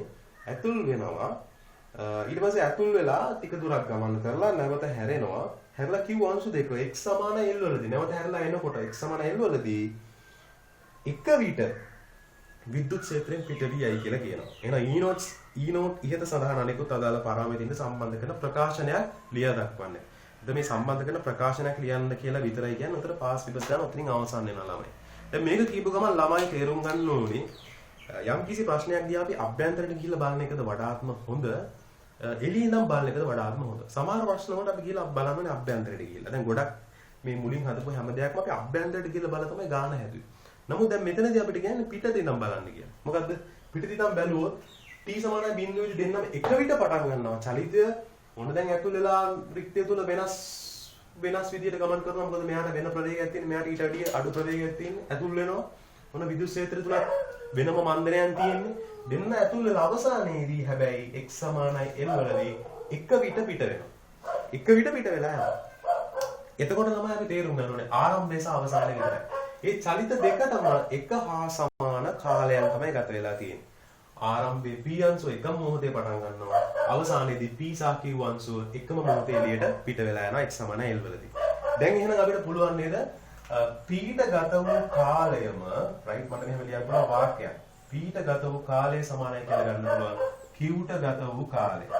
ඒ කියන්නේ x සමානයි බිඳුවේ සිට හරිද x සමානයි බිඳුවේ සිට x සමානයි l දක්වා. ඔය දෙන්නටම ඒක පොදුයි. ආපසු හැරිලා එනකොට හරිද? x සමානයි බිඳුවේ ඉඳලා x සමානයි l දක්වා ආපසු හැරිලා එනකොට. එහෙනම් p ට ගත වෙච්ච කාලය මට ලියන්න පුළුවන් ළමයි. p අංශුව මෙතනලා l දක්වා යන්න ගත වෙන කාලය ගත්තොත් එයා ඒකාකාර ප්‍රවේගයෙන් යන්නේ s සමානයි ut දාලා බලන්න. එතකොට ඔයගලන්ට එනවා l බෙදීම v1 කියලා. l බෙදීම v1. මෙතන ගත වෙච්ච කාලය. එයා මේ විද්‍යුත් ක්ෂේත්‍රය තුල ගමන් කරපු ගත වෙච්ච කාලේ කලින් ඕගලන්ට හොයන්නයි කියලා කිව්වා. මෙන්න තියෙනවා හොයලා තියෙනවා. ඒක තමයි මෙතනට ආදේශ කරන්න ඕනේ. එහෙනම් ධන 2 mv1 බෙදීම වෙනස් වෙන එකම දේ විද්‍යුත් ක්ෂේත්‍රය E නෝට් දක්වා වෙනස් වෙනවා. එහෙනම් මේකට ලකුණු හම්බ වෙනවා. E නෝට් Q ලෙස ලැබෙනවා. සමානයි. නැවත ඊට පස්සේ අපි Q ගේ කාලය සමාන කරන්න ගත්තොත් එයාත් L දුරම ගමන් කරන්න බැලුවා. L දුරම ගමන් කරනවා. හැබැයි V2 වේගයෙන් ඊට පස්සේ අපි එකතු කරනවා. ඊට පස්සේ අපිට එයාගේ විද්‍යුත් ක්ෂේත්‍රය තුල ගමන් කරපු ගත වෙච්ච කාලය ලියන්න පුළුවන් 2 mv2 බෙදීම E නෝට් Q ලෙස. right මෙන්න මේ ආකාරයට අපිට පුළුවන් අවසානයේදී මේ පාස් පේපර්ස් ප්‍රශ්නයක් තමයි හැදුවේ. ඉගෙනගත්තු කොටස් වලින් තමයි අපි අධ්‍යයනය කළ පාස් පේපර්ස් ප්‍රශ්නය ගොඩනැගුවේ. දැන් එහෙනම් අපි මෙතනින් පස්සේ ගවුස් ප්‍රමේය සම්බන්ධ තවත් ප්‍රශ්න කිහිපයක් සාකච්ඡා කරන්නට උත්සාහ කරමු. හොඳයි. දැන් එහෙනම් ළමයි අපි සාකච්ඡා කරා මේ වෙනකොට 2004 පාස් පේපර්ස් ප්‍රශ්නය පසුගිය විභාග ප්‍රශ්න පත්‍රයක්. ඒ වගේම මම ඔයගලන්ට රෙකමන්ඩ් කරනවා 2012 ප්‍රශ්නය හදලා බලන්න. 2012 ප්‍රශ්නය හරියටම මෙන්න මේවැනි ආකාරයකම ප්‍රශ්නයක්. 2012 ප්‍රශ්නය දෙවැනි ආකාරයකම ප්‍රශ්නයක්. ඔයගලන්ට පුළුවන් අත්දැකීමක් ගන්න මේ ප්‍රශ්නයත් විසඳලා මෙතනදී අපි විභවය කියන කාරණාවක් පොඩ්ඩක් එනවා. ඒ නිසා අපි විභවය කරාට පස්සේ ඕනනම් පුළුවන් 2012 ප්‍රශ්නයක් හදන්න. හැබැයි මේ වගේම තමයි. රයිට් ඒ වගේම තමයි 2009 ප්‍රශ්නය ගත්තොත් ඒකත් පොඩ්ඩක් මේ හා සමානව යන පොඩ්ඩක් ඩෙවලොප් කරපු ප්‍රශ්නයක් විදිහට තමයි ඇවිල්ලා තියෙන්නේ. ඉතින් ඔයගලන්ට පුළුවන් මේ එක වගේම ප්‍රශ්න පොඩ වෙනස් කරලා තමයි හැම වෙලේම ඇත්තටම මේ පාස් ලෙවල්ස් වල යොදන්නේ. ඉතින් අපි එකම දේ අල්ලගත්තා නම් ඒකාකාර විද්‍යුත් ක්ෂේත්‍ර තීව්‍රතාවයකදී අපි කොහොමද සමීකරණ යොදලා හදන්නේ කියන කාරණාව හරියට අල්ලගත්තා නම් අපිට මේ ප්‍රශ්න විසඳනවා කියන එක මහ ලොකු කාරණාවක් නෙමෙයි.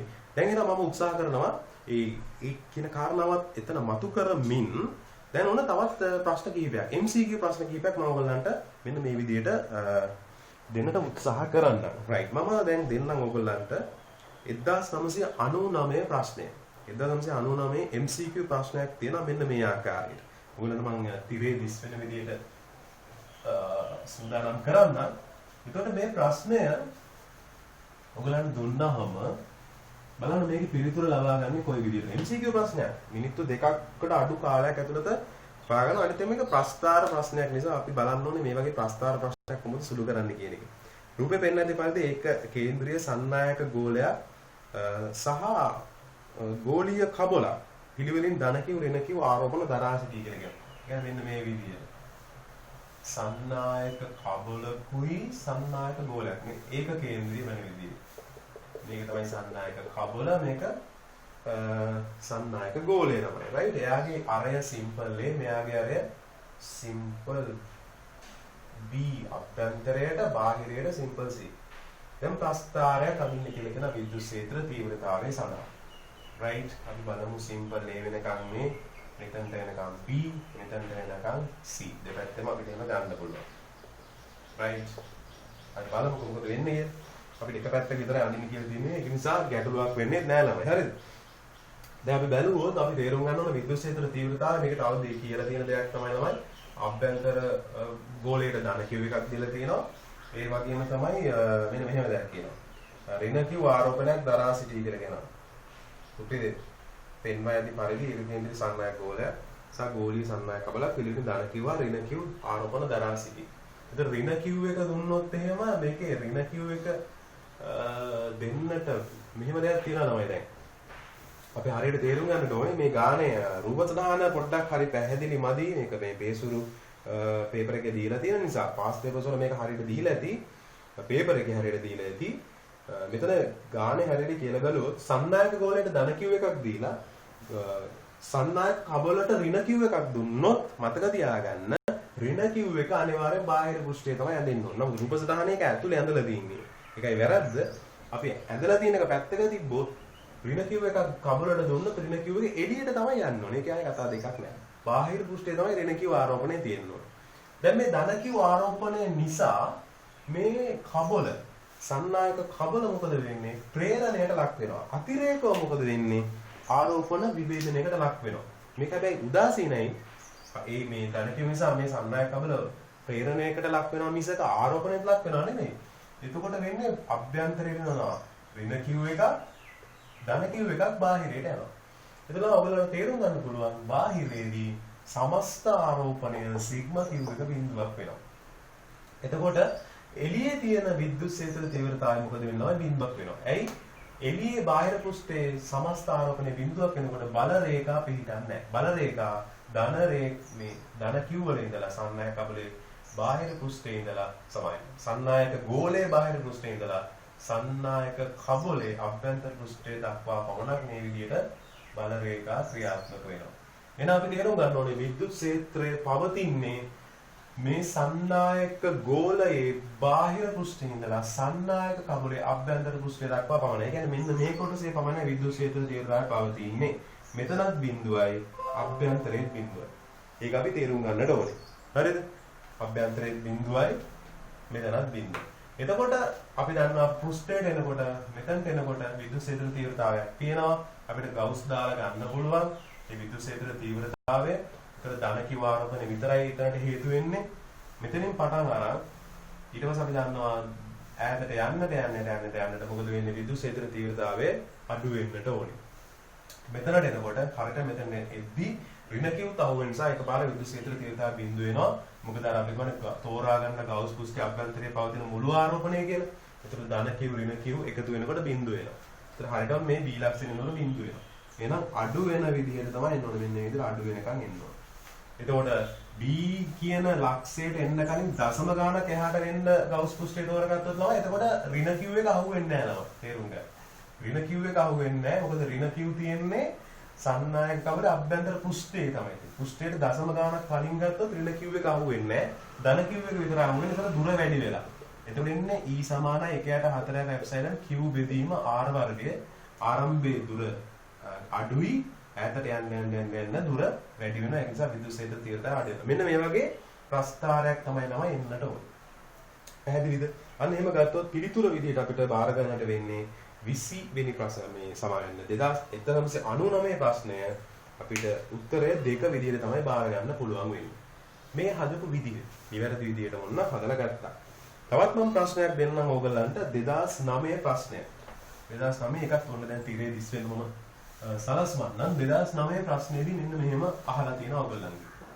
බලන්න මේ හැම එකම එකම තියරයක තමයි අහන්නේ. එක ලක්ෂ්‍ය ආරෝපණ ධන Q ආරෝපණයක් සහ ඒකාකාර ලෙස ආරෝපිත ධන කැපිටල් Q ආරෝපණයක් ඇති ගෝලීය සන්නායක කබලක් සහිත ඒකලිත පද්ධති තුනක් ABC රූපේ දැන් පෙන්නලා තියෙනවා ඔයගොල්ලන්. කබල හා ලක්ෂ්‍ය ආරෝපණ අතර ඇති ස්ථಿತಿ විද්‍යුත් බලය FA FB FC වගින් දෙනු ලබන්නේ කියලා යහන්නේ. right. මේකේ මොකක්ද කිව්වේ?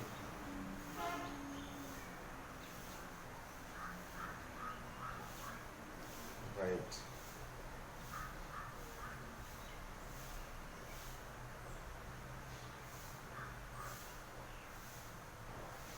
හරි. ඒ කියන්නේ මෙන්න මෙහෙම දෙයක්. කියන්නේ නේද? ටිකක් ඒක එකපාර නිකන් තේරුම් ගන්න බෑ. මේකේ සන්නායක කබලක් දීලා තියෙනවා. හරිද ළමයි? මෙන්න විශාල සන්නායක කබලක් දීලා තියෙනවා. ඊට වඩා පොඩි එකක් දීලා තියෙනවා. ඊට වැඩි පොඩි එකක් දීලා තියෙනවා. right? මෙන්න එකම රේඛාව පිහිටන විදියට. දැන් මෙයාගේ ආරය 2r කියලා දීලා තියෙනවා. මෙයාගේ ආරය r, right? මෙයාගේ ආරය r බෙදීම 2යි. ඔච්චරයි කියලා තියෙනවා. එතන මෙතන ලක්ෂ්‍ය ආරෝපණයක් තියෙනවා. මෙතනත් ලක්ෂ්‍ය ආරෝපණයක් තියෙනවා. ධන කිව්, මෙතන ධන කිව්. ඒ රේඛාව ඔස්සේ මෙතනත් ධන කිව් ලක්ෂ්‍ය ආරෝපණයක් තියෙනවා. එතන දුරවල් පරතරය ගත්තොත් කේන්ද්‍රයේ ඉඳලා හැමතැනටම d. තේරුම් ගන්න පුළුවන් නේ? d තියෙනවා. එතන ලක්ෂ්‍ය ආරෝපණ වලට හැම වෙලාවෙම මේ ලෝහ කබලේ ඉඳලා පවතින දුර නියතයි. d ම තමයි. මෙයාගේ කේන්ද්‍රලා මෙතනට d, මෙයාගේ කේන්ද්‍රලා මෙතනට d, මෙයාගේ කේන්ද්‍රේ ඉඳලා මෙතනට d. ඒ වගේම තමයි මේ සන්නායක කබල වලට කැපිටල් ධන Q. කැපිටල් Q එකක් වෙන මේ විදිහට ආරෝපණ දීලා තියෙනවා. සන්නායක කබලක් උනත් සන්නායක ගෝලයක් උනත් මේකට බාහිර පෘෂ්ඨය තමයි පවතින්නේ. හරිද? දැන් මේකෙදි අපි කියන්නේ ළමයි මේ මෙතනදී කියන කබල හා ලක්ෂ්‍ය ආරෝපණ අතර ඇති වෙන ස්ථිති විද්‍යුත් බල පිළිවෙලින් කියලා.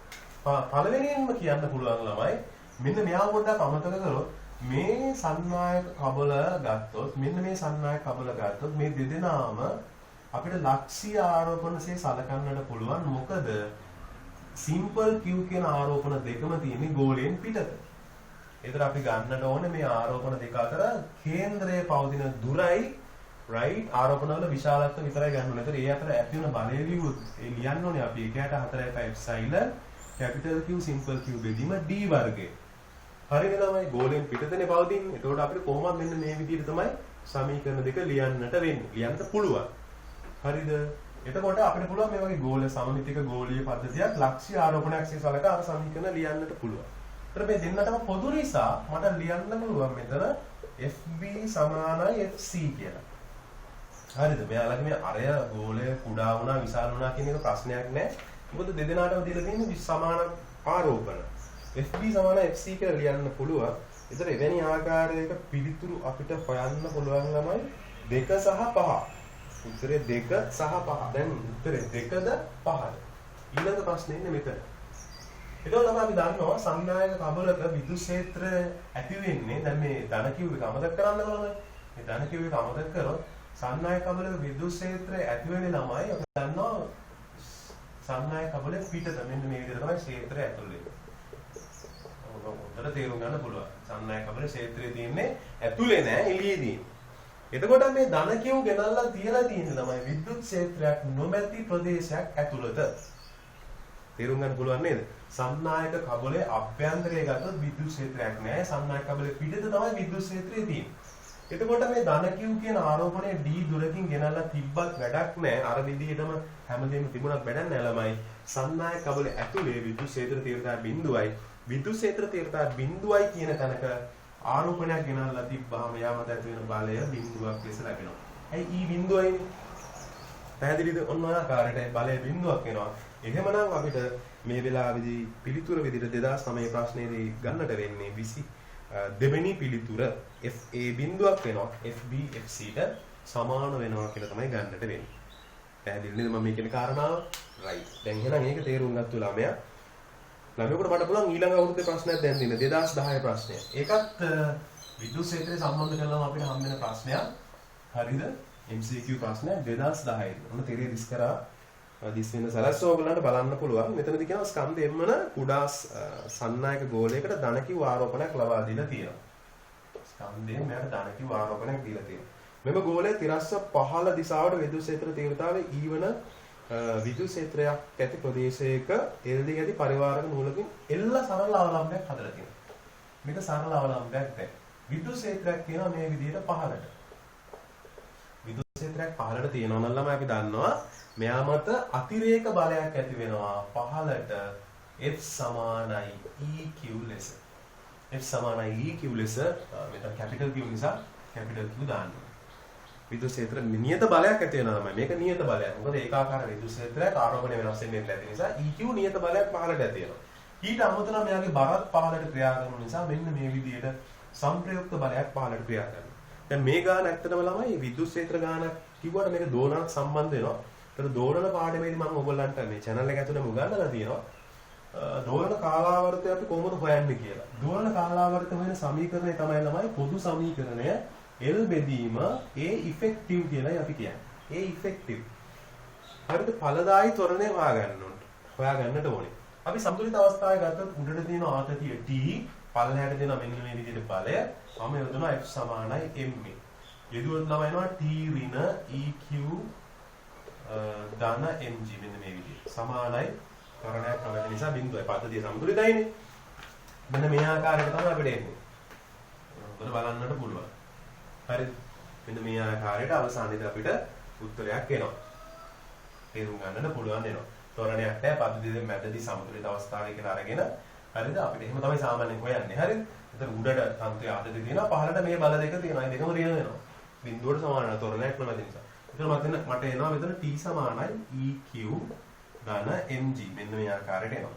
මම T එක පැත්තකට උක්ත කරගන්නවා තන්ත්‍රය ආදතිය අපි දකින දෘශ්‍ය බලය right තන්ත්‍රය ආදතිය. එතන මම මේකෙදි F සමාන m ආකාරයට m එළියට ගන්නවා. ස්කන්ධය එළියට ගන්නවා.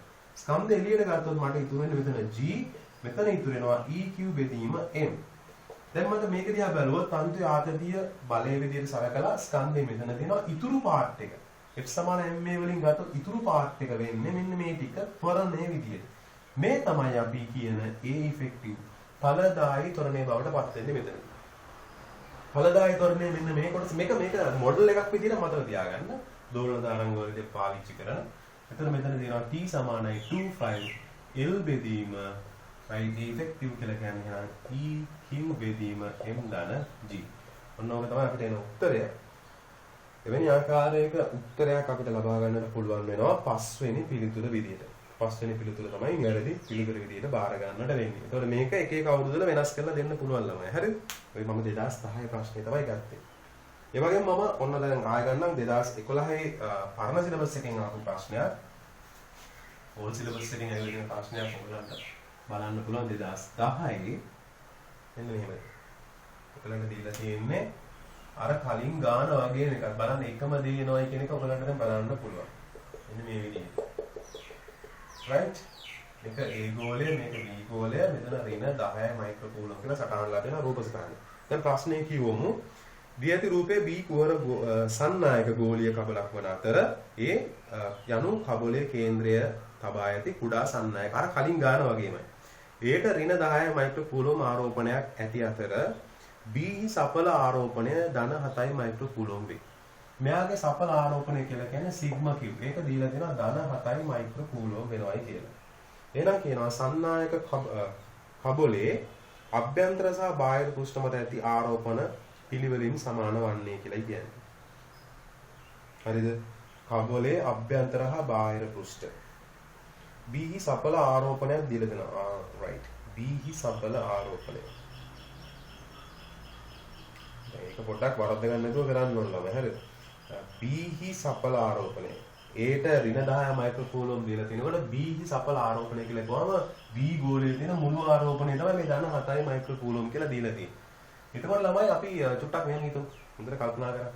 කල්පනා කරලා බැලුවොත් මෙයා නිසා මේ සම්මායක ගෝලය නිසා මේ ගෝලය ප්‍රේරණයට ලක් වෙනවා. එතකොට එන්නේ තමයි ඍණ මෙතන ධන 10 මයික්‍රෝකූලම් වෙනවා. එළියට යනකොට මෙතන ඍණ 10 මයික්‍රෝකූලම් වෙනවා. හරිද? ඍණ 10 මයික්‍රෝකූලම් වෙනවා. එතකොට ළමයි ප්‍රේරණය වුණා කියලා හරිද? ප්‍රේරණය වුණා කියලා මෙයා ආරෝපණයට ලක් වෙන්නේ නැහැනේ. මෙයා කොහොමද උදාසීනයි. ඒක කලිනුත් කිව්වා. එතකොට මේ B ගෝලයේ මුළු ආරෝපණය ලියන්න කිව්වොත් මේ ධන 10යි මයික්‍රෝකූලම් අභ්‍යන්තර පෘෂ්ඨයේ තියෙන එකයි බාහිර පෘෂ්ඨයේ තියෙන ඍණ 10 මයික්‍රෝකූලම් එකයි. ඒ වගේම අපි නොදන්න තව ආරෝපණයක් තියෙනවා. ඒක මම Q කියලා ගන්නවා. මොකද මේ දෙක එකතු වෙනවා බිඳුවයි. නමුත් සමස්ත ආරෝපණය ධන 7යි මයික්‍රෝකූලම් කියලා ආරම්භයේදී දීලා තියෙනවා. මෙයාට මෙයා කැපිලා ගියාම අවසානයේ Q වෙනවා මෙන්න මේ විදිහට. ඒ කියන්නේ බාහිරින් තව ධන 7යි මයික්‍රෝකූලම් ආරෝපණයක් දීලා තියෙනවා. ඒක එහෙනම් තියෙන්නේ ළමයි බාහිර පෘෂ්ඨේ. ඒ කියන්නේ අපි යම්කිසි ආරෝපණයක් දුන්නොත් මේ V ගෝලයට ඒක අනිවාර්යෙන් බාහිර පෘෂ්ඨයට තමයි යන්න ඕනේ. මේ Q කියන ආරෝපණය ධන 7යි කියන මයික්‍රෝකූලම් ආරෝපණය ගිහිල්ලා තියෙන බාහිර පෘෂ්ඨයට. මං කියන එක පැහැදිලිද? එතකොට මොකද මේක කියලා නැහැ කොයි වෙලාවකවත් B හි සඵල ආරෝපණය මිසක B හි බාහිර පෘෂ්ඨයේ මේ මුළු ආරෝපණය මෙච්චර වේ කියලා කිව්වා නම් ළමයි එතකොට හතර ගාන වෙනස් වෙනවා. B හි බාහිර පෘෂ්ඨය කියලා නෙමෙයි කියලා තියෙන්නේ. B හි සඵල ආරෝපණය. එතකොට ඇතුළේ එකයි එළියේ එකයි තියෙන ඔක්කොම එකට එකතු කරලා අපි නොදන්න කිව් එකත් එකට එකතු කරපුවාම තමයි ධන 4 සමාන වෙන්නේ. ඇතුළේ එකට කොහොමත් එළියේ එක කැපිලා යනවා ළමයි. ඒ කියන්නේ ප්‍රේරණ නිසා අප එක. මොකද ඒක ආරෝපණයක් නෙමෙයි. ආරෝපණ බෙදීමක් විතරයි වෙලා තියෙන්නේ. රයිට් කොහොමත් උදාසීන. එතකොට ළමයි අපිට ගන්න පුළුවන් මේ ධන 7යි කිව් එකක් නෙමෙයි එළියෙන් දෙනකොට රයිට් මොන හිතන්නේ දැන් මේ ධන 7යි මයික්‍රෝකූලම් කියන එක එළියෙන් දෙනකොට ඒක අනිවාර්යෙන් බාහිර පෘෂ්ඨයට තමයි යන්නේ. බාහිර පෘෂ්ඨයට ගියාම මේ දෙන්න එකතු වෙනකොට ධන 7යි මයික්‍රෝකූලම් ඍණ 10ට එකතු වෙනකොට අවසාන උත්තරය එන්නේ ඍණ 3යි මයික්‍රෝකූලම් විතරයි. ඒතර මේ දෙන ධන 7යි මයික්‍රෝකූලම් කියන එක නිසා ඒක ඇතුළට බලපෑමක් වෙන්නේ නැහැ. ඇතුළට බලපෑමක් වෙන්නේ නැහැ නේ. මොකද මෙතඩ් එක තමයි ආරෝපණයක් දුන්නොත් ඒක බාහිර පෘෂ්ඨයේ පමණයි රඳා පවතින. ඒතර ඇතුළේ ධන 10යි මයික්‍රෝකූලම් විතරයි තියෙන්නේ. ඒක ප්‍රේරණය නිසා ඇතිවෙච්ච නිසා. හේතු ප්‍රේරණය නිසා ඇති වුනේ ඇතුළේ තියෙන මේ ඍණ 10 මයික්‍රෝකූලම් ආරෝපණය නිසා. එහෙනම් පිළිතුර වෙන්නේ ළමයි අභ්‍යන්තර පෘෂ්ඨයේ ධන 10 මයික්‍රෝකූලම් වෙන්න ඕනේ. බාහිර පෘෂ්ඨයේ ඍණ 3 මයික්‍රෝකූලම් වෙන්න ඕනේ. එහෙනම් පිළිතුර විදිහට බාර ගන්නට ඕනේ 29 5 29 නෙමෙයි ළමයි 2011 පරණ සිලබස් එකේ ප්‍රශ්න එන්නට ඕනේ. පිළිතුර 5 වෙනි පිළිතුර. පැහැදිලිද? 5 වෙනි පිළිතුර විදිහට තමයි අපිට ලැබෙන්නේ. ඔන්න ඔය ආකාරයට දැන් මම ඔයගොල්ලන්ට මේ විද්‍යුත් ක්ෂේත්‍රය සම්බන්ධව ප්‍රශ්න කීපයක් සාකච්ඡා කරා. ඒ සියලුම ප්‍රශ්න සාකච්ඡා කරන්නට අපහසුයි. රයිට් ඔන්න දැන් මේ ඉන්නට පුළුවන් දේවි කියලා හිතන පොදුවේ කාරණා ටිකක් තමයි සාකච්ඡා කරන්නේ. හරිද? ඊට පස්සේ මම යනවා ගවුස් ප්‍රමේය සම්බන්ධව සාකච්ඡා කරන්න. ගවුස් ප්‍රමේය සම්බන්ධව සාකච්ඡා කරද්දී මම ඔයගොල්ලන්ට දෙන්නම් මෙන්න මේ වගේ උදාහරණ ගානක් 1998 දී ආපු ප්‍රශ්නයක්. 1998 දී මෙන්න මෙහෙම ප්‍රශ්නයක් එනවා. මේ වගේ වෘත්ත දෙකක් දීලා තියෙනවා. මේ වෘත්ත දෙකේ ළමයි මෙතන දීලා තියෙනවා ඍණ q කියලා ආරෝපණයක්. මෙතන ධන 3q. මෙතනත් තියෙනවා ඍණ q ආරෝපණයක්. එළියේ තියෙනවා ධන q එකක්. මෙතන තියෙනවා ධන 2q එකක්. මෙයාගේ හරිය 2r. මෙයාගේ හරිය r.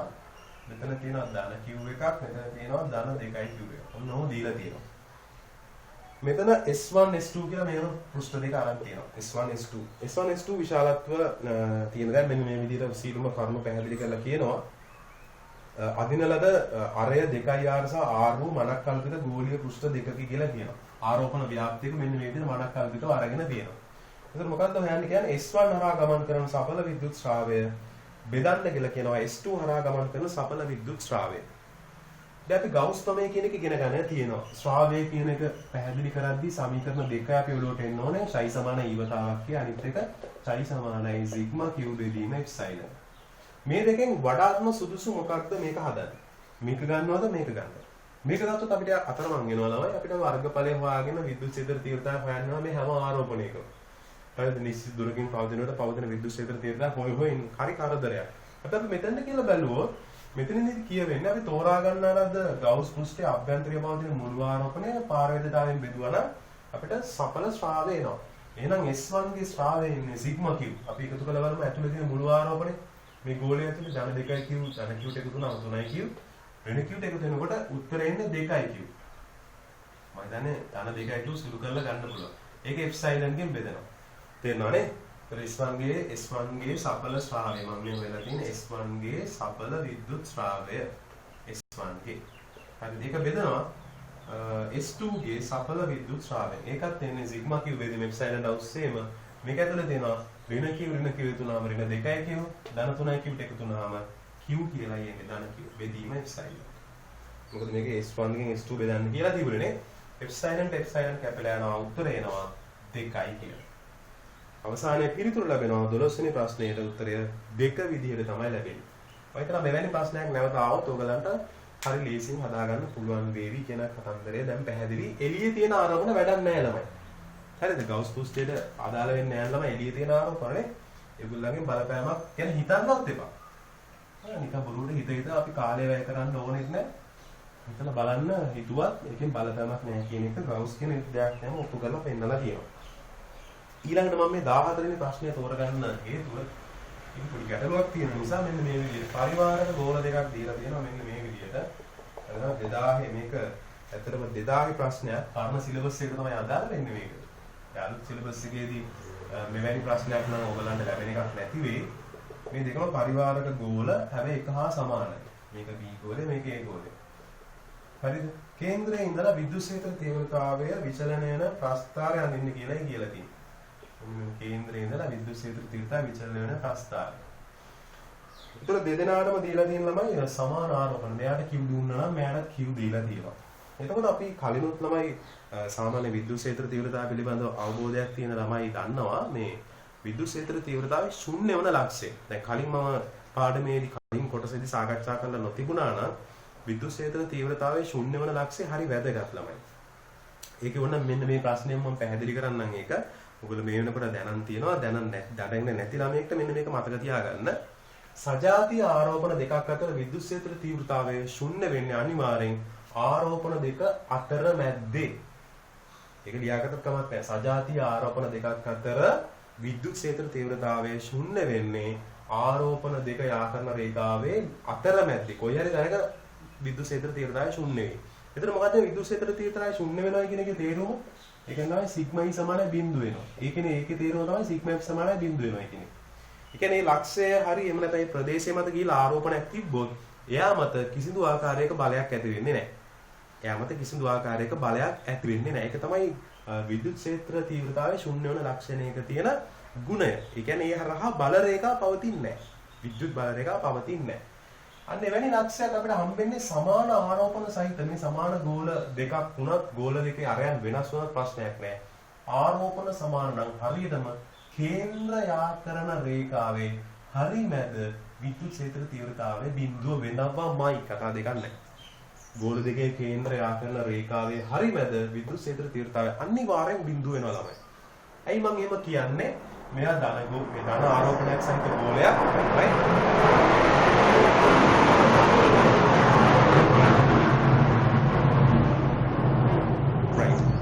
ධන ආරෝපණයක් සහිත ගෝලයක්. එතකොට ධන ආරෝපණයක් සහිත ගෝලයේ ඉඳලා නිශ්චිත දුරකින් පවතිනකොට විද්‍යුත් ක්ෂේත්‍ර තීව්‍රතාවයේ දිශාව පවතින්නේ මෙන්න මේ දිශාව. අපි දන්නවා ධන ගෝලයෙන් එළියට තමයි විද්‍යුත් ක්ෂේත්‍ර දිශාව පවතින්නේ. එතන හරියට මැද නිසා ළමයි දුරත් සමානයි. ඒතර අපි දන්නවා E ලියන්නේ කියට 4යි එප්සයිලන් Q බෙදීම R වර්ගය. මෙතන තියෙන දුර මෙතන තියෙන දුරට සමානයි. Q සමානයි. එහෙනම් මෙයාගේ දිශාව පවතින්නේ මේ පැත්තට. මෙයා දන්නනේ. right? එන කියන්නේ ඉබදට පවතින විද්‍යුත් ක්ෂේත්‍රය. ඒක විශාලත්වයට සමාන දිශා ප්‍රතිවිරුද්ධයි. එහෙනම් මොකද වෙන්නේ? එතන E ගියාගේ සම්ප්‍රයුක්ත E ගියාගේ ශූන්‍ය වෙලා යනවා. අපි ඒකයි කිව්වේ විද්‍යුත් ක්ෂේත්‍ර තීව්‍රතාවය මෙතනදී බිඳුවයි කියලා. පැහැදිලිද මම මේ කියන එක? හරි. එතකොට තමයි ඒ කාරණාව මම කලින් පැහැදිලි කරලා නොතිබුණා නම් ඒක ඔබට දැන් ඔළුවට දාගන්නට හැකියාව තියෙනවා. හරිද? හොඳයි. ඊළඟ කාරණාව තමයි මෙන්න මේ වැදගත් කාරණාව.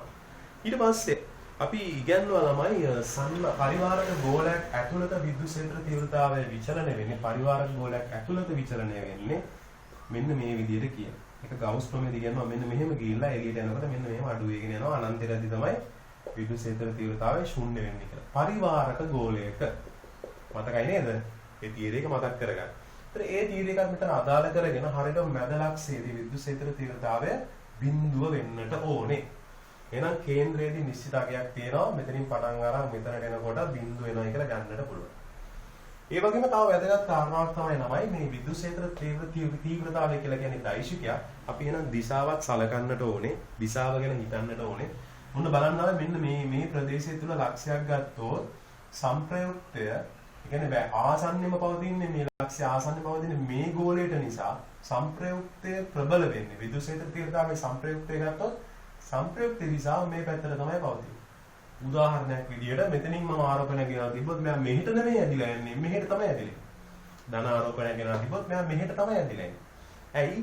විද්‍යුත් ක්ෂේත්‍ර තීව්‍රතාවය ප්‍රබල වෙන්නේ මෙයා නිසා. ඒ නිසා මේ පැත්තට තමයි සංප්‍රයුක්තය තියෙන්නේ. එහෙනම් මම මේ ඇඳලා තියෙන මේ පැත්තෙන් තමයි මේ ධන කියලා අරන් තියෙන්නේ මේ දිශාවනේ.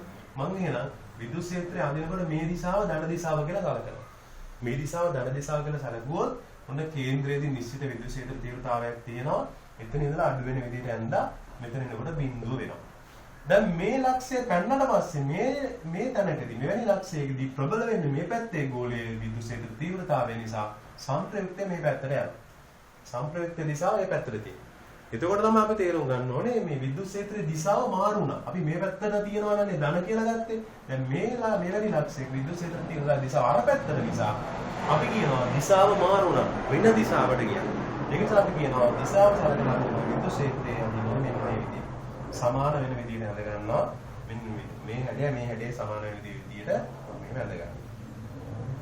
පැහැදිලිද? කර්ව්ස් තමයි එන්නේ. ඒකට හේතුව කර්ව් වෙන්න හේතුව එකයට r වර්ගයේ නිසා. නමුත් මීට වඩා සංකීර්ණයි ළමයි. එකයට r වර්ගයේ කතන්දරේ එනකොට මෙතන සංප්‍රයුක්තයක්. මෙයාගේ බලපෑම විතරක් නෙවෙයි මෙයාගේ බලපෑමක් තියෙනවා. හැබැයි දෙදෙනාගේම බලපෑම දුරේ වර්ගයට ප්‍රතිලෝම සම්බන්ධයක් නිසා ප්‍රශ්නයක් නෑ. මෙහෙම ගන්න පුළුවන්. හැඩය මෙහෙම එනවා. දැන් ඊට පස්සේ අභ්‍යන්තරේ මෙන්න මේ කියන මෙතඩ් එක පාවිච්චි කරලා හරිද මේ මෙතඩ් එක පාවිච්චි කරලා අපිට පුළුවන් අභ්‍යන්තරේ ඇඳ ගන්න මෙන්න මේ විදිහට. මෙන්න මෙහෙම ඇඳ ගන්නට පුළුවන්. ප්‍රශ්නයක් නැහැ. එතකොට එක්සෑම් එකේ ලකුණු දීලා තිබ්බෙත් හරියටම දෙවෙනි ප්‍රශ්නයට තමයි ලකුණු හම්බෙන්නේ. 14 දෙවෙනි ප්‍රශ්නේ ලකුණු හම්බුණාට හරිම විදිහට ගත්තොත් මේක ඕල් ප්‍රශ්නයක් විදිහට තමයි යන්නට ඕනේ. මොකද නිවැරදි ප්‍රස්තාරය මෙතන නැති නිසා. ඒකට හේතුව තමයි මේ තනි ගෝලයක් තිබ්බනම් තනි ගෝලයේ අභ්‍යන්තරයේ විද්‍යුත් ක්ෂේත්‍ර තීව්‍රතාවය E අනුලෝමයි R වෙනවා කියන කාරණාව කලින් අපි ඔප්පු කරලා පෙන්නුවා. හරිද? පරිවාරක ගෝලයක අභ්‍යන්තරයේ E අනුලෝමයි R. හැබැයි ගෝලේ තනියෙන් තියෙනකොට. දැන් මේ අභ්‍යන්තරය ගැන හිතනකොට අභ්‍යන්තර ලක්ෂයක් ගන්නවා තමයි. එයාගේ විද්‍යුත් ක්ෂේත්‍ර තීව්‍රතාවය ගැන හිතද්දී මේ ලක්ෂයේ විද්‍යුත් ක්ෂේත්‍ර තීව්‍රතාවය ගැන හිතනකොට මේ ගෝලයෙන් ඇතිවන විද්‍යුත් ක්ෂේත්‍ර තීව්‍රතාවයට අමතරව මේ ගෝලයෙන්ුත් මේ ලක්ෂයට ඇතිවන විද්‍යුත් ක්ෂේත්‍ර තීව්‍රතාවය පිළිබඳව අපිට සලකන්නට වෙනවා. හරිද? එතකොට මේක රේඛීය වෙනවාද කියන ප්‍රශ්නාර්ථයක් මෙතනදී පොඩි ගැටලුවක් එනවා. පැහැදිලිද? තනි ගෝලයක් විතරක් ගත්තම ප්‍රශ්නයක් නැහැ. එහෙම රේඛීය වෙනවා කියලා ගන්න පුළුවන්. නමුත් අභ්‍යන්තරයේ ගද්දී රයිට් අභ්‍යන්තරයේ ගන්නකොට මෙයාගේ ඇතුලේ E අනුලෝමයි R වෙනවා වගේම එහා පැත්තේ ගෝලය නිසා මෙන්න මේ ලක්ෂයට සිදුවන බලපෑමක් මෙතන සලකන්නට ඕනේ කියන ප්‍රශ්නාර්ථය මම මෙතන මතු කරනවා. නමුත් එක්සෑම් එකේදී මේක ඕල් දුන්නේ නැහැ. මේකට උත්තරේ දෙක විදිහට තමයි දීලා තිබුණේ. හරිද? මේක 2000 ප්‍රශ්නේ ඔයගොල්ලන්ට චෙක් කරලා බලන්නට හැකියාව තියෙනවා. පැහැදිලිද? ඒ වගේම තව මම මතු කරන්න තව කැමති කාරණාවක් මම ඔයගොල්ලන්ට සටහන් කරගන්න කිව්වනේ. සජාතීය ආරෝපණ දෙකක් අතර හරියටම තමයි කේන්ද්‍ර යාකරන රේඛාවේ අතරමැද තමයි ක්ෂේත්‍ර තීව්‍රතාවයේ ශුන්‍ය වන ලක්ෂය. අතරමැදදී කොහෙන්ද දැනගෙනවා කේන්ද්‍ර යාකරන රේඛාව. ඒ වගේම තව වැදගත් කාරණාවක් විදිහට ඔළුවට දාගන්න ළමයි විජාතීය ආරෝපණ වුණු. විජාතීය ආරෝපණ නම් ළමයි කේන්ද්‍ර යාකරන රේඛාවෙන් පිටත ලක්ෂයේ. ඒ කියන්නේ මෙන්න මෙවැනි ලක්ෂයක කොහරි මේ ප්‍රදේශයේ හරි එහෙම නැත්නම් මේ ප්‍රදේශයේ හරි තමයි විද්‍යුත් ක්ෂේත්‍ර තීව්‍රතාවයේ ශුන්‍ය වන ලක්ෂය ලැබෙන්නේ. ඒක තීරණය වෙනවා ප්‍රබල ආරෝපණයේ තියෙන කියන්නේ ප්‍රබල දැන් මෙතන මේ දෙදෙනාගෙන් මෙයාට තමයි වැඩිම ආරෝපණය තියෙන කියලා අපිට මෙතන 3යි කියු කියලා. මෙයා කියු මෙයා 3යි කියු. අන්න එහෙම තිබුණොත් ළමයි ප්‍රබල ආරෝපණයේ පැත්තේ නෙමෙයි විද්‍යුත් ක්ෂේත්‍ර තීව්‍රතාවය ශුන්‍ය වෙන්නේ. දුර්වල ආරෝපණයේ තියෙන පැත්තේ තමයි විද්‍යුත් ක්ෂේත්‍ර තීව්‍රතාවයේ ශුන්‍ය වෙන ලක්ෂය ලැබෙන්නේ. ඒකත් තේරුම් ගන්න. මොකද ආරෝපණය ප්‍රබල වෙනකොට දුර වැඩි වෙන්න ඕනේ. ආරෝපණය දුර්වල වෙනකොට දුර අඩු වෙන්න ඕනේ. එහෙනම් මේකට තමයි විද්‍යුත් ක්ෂේත්‍ර තීව්‍රතාවය ශුන්‍ය වෙන්නේ. හැබැයි මේවා විජාතීය ආරෝපණ. මේක ඍණ 3යි කියු මේක ධන 3යි කියු.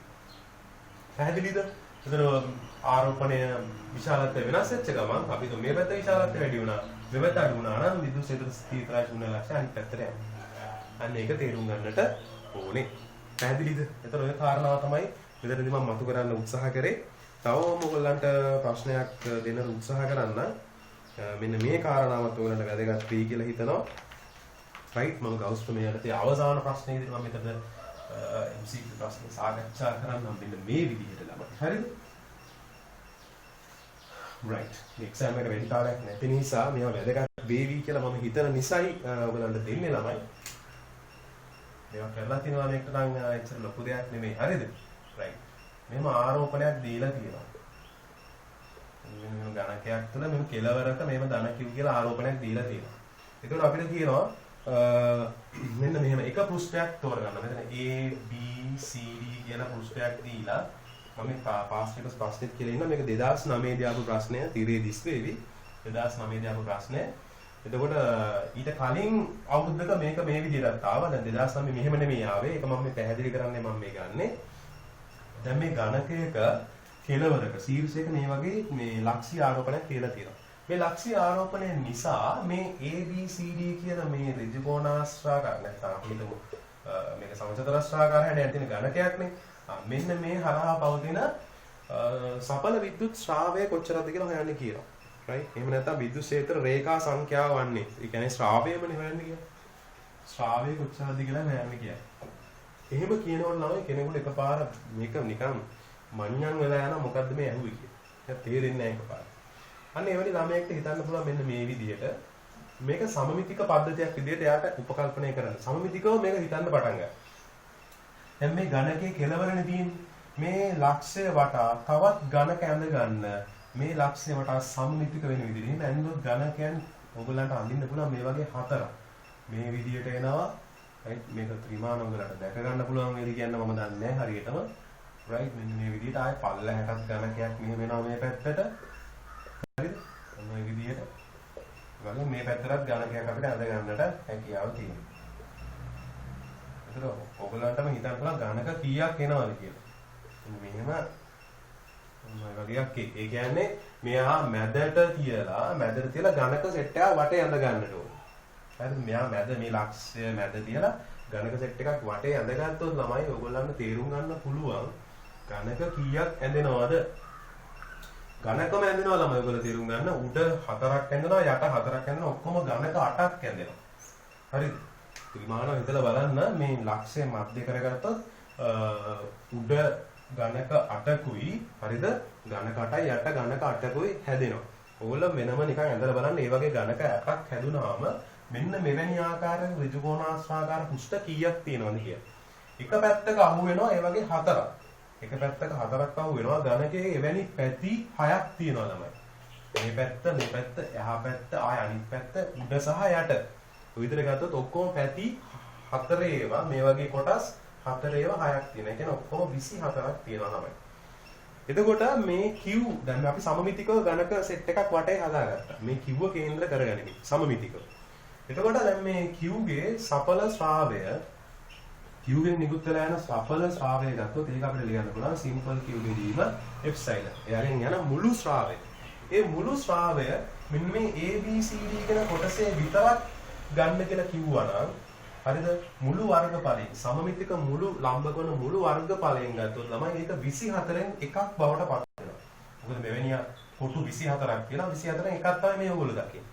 එතකොට අපිට සඵල ශ්‍රාවය විදිහට ගන්න පුළුවන් වෙන්නේ Q බෙදීම එප්සයිලන් ගේ 24න් එකයි. තේරුණාද? මේක තමයි එතන පිළිතුර දෙන්නට ඕනේ. මෙන්න මේ හරහා මේ Q ගෙන් ලැබෙන මුළු ශ්‍රාවය හොයන්න කිව්වොත් ඒකේ ඉන්නේ Q බෙදීම එප්සයිලන් ගේ 24න් එකයි. පැහැදිලිද? right. ඒතකොට ඒ කාරණාව ඔළුවේ තියාගත්තොත් ළමයෙක්ට දැන් එවැනි ප්‍රශ්නයක් ආවොත් ලියන්න පුළුවන්. මෙහෙම හැබැයි මේ 2009 ඇහුවේ එහෙම නෙමෙයි ළමයි. 2009 අහන ප්‍රශ්නේ බලන්නකො. දැන් මේක ඔළුවේ තියාගෙන 2009 දී අහනවා තවත් සංකීර්ණ කරලා. හරිද? ඒ කියන්නේ 2009ට කලින් මේ ප්‍රශ්නේ වෙන ඔය විදිහට මේ මම මේ කියපු විදිහට අහලා ඇති. ඒකෙදි කියන්නේ මෙහෙම ඝනකයක් දීලා බලන්න. උඩට ප්‍රශ්නේ තේරුම් ගත්තොත් මෙහෙම ඝනකයක් දීලා මෙතන තියෙන ධන Q එකක්, මෙතන තියෙන ධන Q එකක්, මෙතනත් ධන Q එකක් තියෙනවා, මෙතනත් ධන Q එකක් තියෙනවා. හරිද? එතකොට A B C D කියලා මේ විදිහට තෝර ගන්නවා වර්ගඵලය. ඒකෙදි අතිරේකව මෙතනත් ධන Q එකක් දීලා තියෙනවා, මෙතනත් ධන Q එකක්, මෙතනත් ධන Q එකක්, මෙතනත් ධන Q ඔන්නම දීලා තියෙනවා. දැන් එතකොට ඕගොල්ලෝ කල්පනා කරලා බලුවොත් මෙතන කියන්නේ ABCD මූණ ධාරා පවතින විද්‍යුත් ක්ෂේත්‍ර රේඛා සංඛ්‍යාව. ඒ කියන්නේ සඵල ශ්‍රාවය හොයන්න කියලා කියනවා. අන්න එහෙම කිව්ව ගමන් තේරුම් ගන්න ළමයි හොඳට තේරුම් ගන්න. හරි? A ලක්ෂයේ තියෙන ධන Q ගෙනුත් B ලක්ෂයේ තියෙන ධන Q ගෙනුත් C ලක්ෂයේ තියෙන ධන Q ගෙනුත් D ලක්ෂයේ තියෙන ධන Q ගෙනුත් සඵල ශ්‍රාවයක් ලැබෙන්නේ නැත. තේරුම් ගන්න ඒක. ඔයගලන්ට ඕන අර විදිහට ඝනක 8ක් ඇඳලා මේගොල්ලෝ කේන්ද්‍ර කරගනිමින් ඝනක 8ක් ඇඳලා බලන්න. මේ ඝනක 8 අඳිනකොට මේ ABCD කියන වර්ගඵලය හරියටම ළමයි මේ ඝනකයේ ඇතුලේ පවතින පෘෂ්ඨයක් තමයි පවතින්නේ. ඒ කියන්නේ මේ ධන Q ගෙන් බල රේඛා නිකුත් වෙනකොට පෘෂ්ඨයේ දිගේ තමයි යන්නේ. පෘෂ්ඨයට ලම්බකව යන්නේ නැහැ. මේ C ලක්ෂයේ තියෙන ධන Q හිතුවොත් ABCD පෘෂ්ඨයේ දිගේ බල රේඛා යනවා මිසක් ABCD පෘෂ්ඨයට ලම්බක වෙන්නේ නැහැ. ඒ වගේම B ලක්ෂයේ, A ලක්ෂයේ, D ලක්ෂයේ මේ හැම ආරෝපණ හතරම ගත්තොත් ඒ ආරෝපණ හතරෙන්ම ශ්‍රාවයක් එන්නේ නැහැ. බල රේඛා ප්‍රමාණයක් එන්නේ නැහැ කියලා ඔයගලන්ට ගන්න පුළුවන්. බය නැතුව ගන්න පුළුවන්. ඇදලා බලන්න ඝන කට මම මේ කියනවට. හරිද? ඒ වගේම තමයි අර කලින් ගත්තා වගේ අනිත් මුළු හතරේ තියෙන මේ ධන Q ගෙන් ඝන කටක් ඇදලා බලන්න අර විදිහටම ශ්‍රාව වෙනවා ළමයි Q බෙදීම එප්සයිලන් ගෙන් 24න් එකක්. ඒ වගේම මෙයාටත් ඇදලා බලන්න එයාගෙනුත් එනවා 24න් එකක්. Q බෙදීම එප්සයිලන් ගෙන් 24න් එකක්. මේ ලක්ෂයට බලන්න එයාටත් ඝන කටක් ඇදලා බලන්න මෙන්න මේ ABCD හරහා 24න් එකක් පවතින. ඔය වගේ ලක්ෂ හතරක් තියෙනවානේ. එහෙනම් 24න් එකේම හතරක් එකතු වෙනවා මුළු සඵල ශ්‍රාවයේ විදියට. ශ්‍රාවයේ විදියට බල රේඛා ප්‍රමාණය එකතු කරන්න වෙනවා. මේ හතර දෙනාගෙන් වෙන එක ABCD හරහා හතර ගුණයක් තියෙනවා. එතකොට අපිට උත්තරේ තමයි සුළු වෙලා 6යි. එතන Q බෙදීම 6යි එප්සයිලන් කියලා තමයි සඵල ශ්‍රාවයේ. Q බෙදීම 6යි එප්සයිලන් මේක කී දෙනෙක්ගේ හරි ගියාද කියන්න දන්නේ නැහැ. එතකොට පිළිතුර විදිහට 22 තුන්වෙනි පිළිතුර තමයි අපි බාරගන්නේ. right? තමයි එතකොට දැන් එහෙනම් ශ්‍රාවය සම්බන්ධ කරලත් මම පාස් පේපර්ස් ප්‍රශ්න කීපයක් හැදුවා. ඒතර ඔයගලන්ට පුළුවන් එක්සෑම් එකට මේක ප්‍රයෝජනවත් වෙයි කියලා හිතනවා. අපි විභවය සහ විභව ශක්තිය කියන කාරණාව යටතේ අපි ඉදිරියේදී සාකච්ඡා කරමු. තවත් වීඩියෝ එකකින් එතනින් පස්සේ විදුලි ක්ෂේත්‍ර තීරත අවසන් වෙනවා. පාස් පේපර්ස් ප්‍රශ්න කීපයක් අපි එතනදී සාකච්ඡා කරන්න උත්සාහ කරමු. එහෙනම් සියලුම දෙනාටම සුබ අනාගතයක්.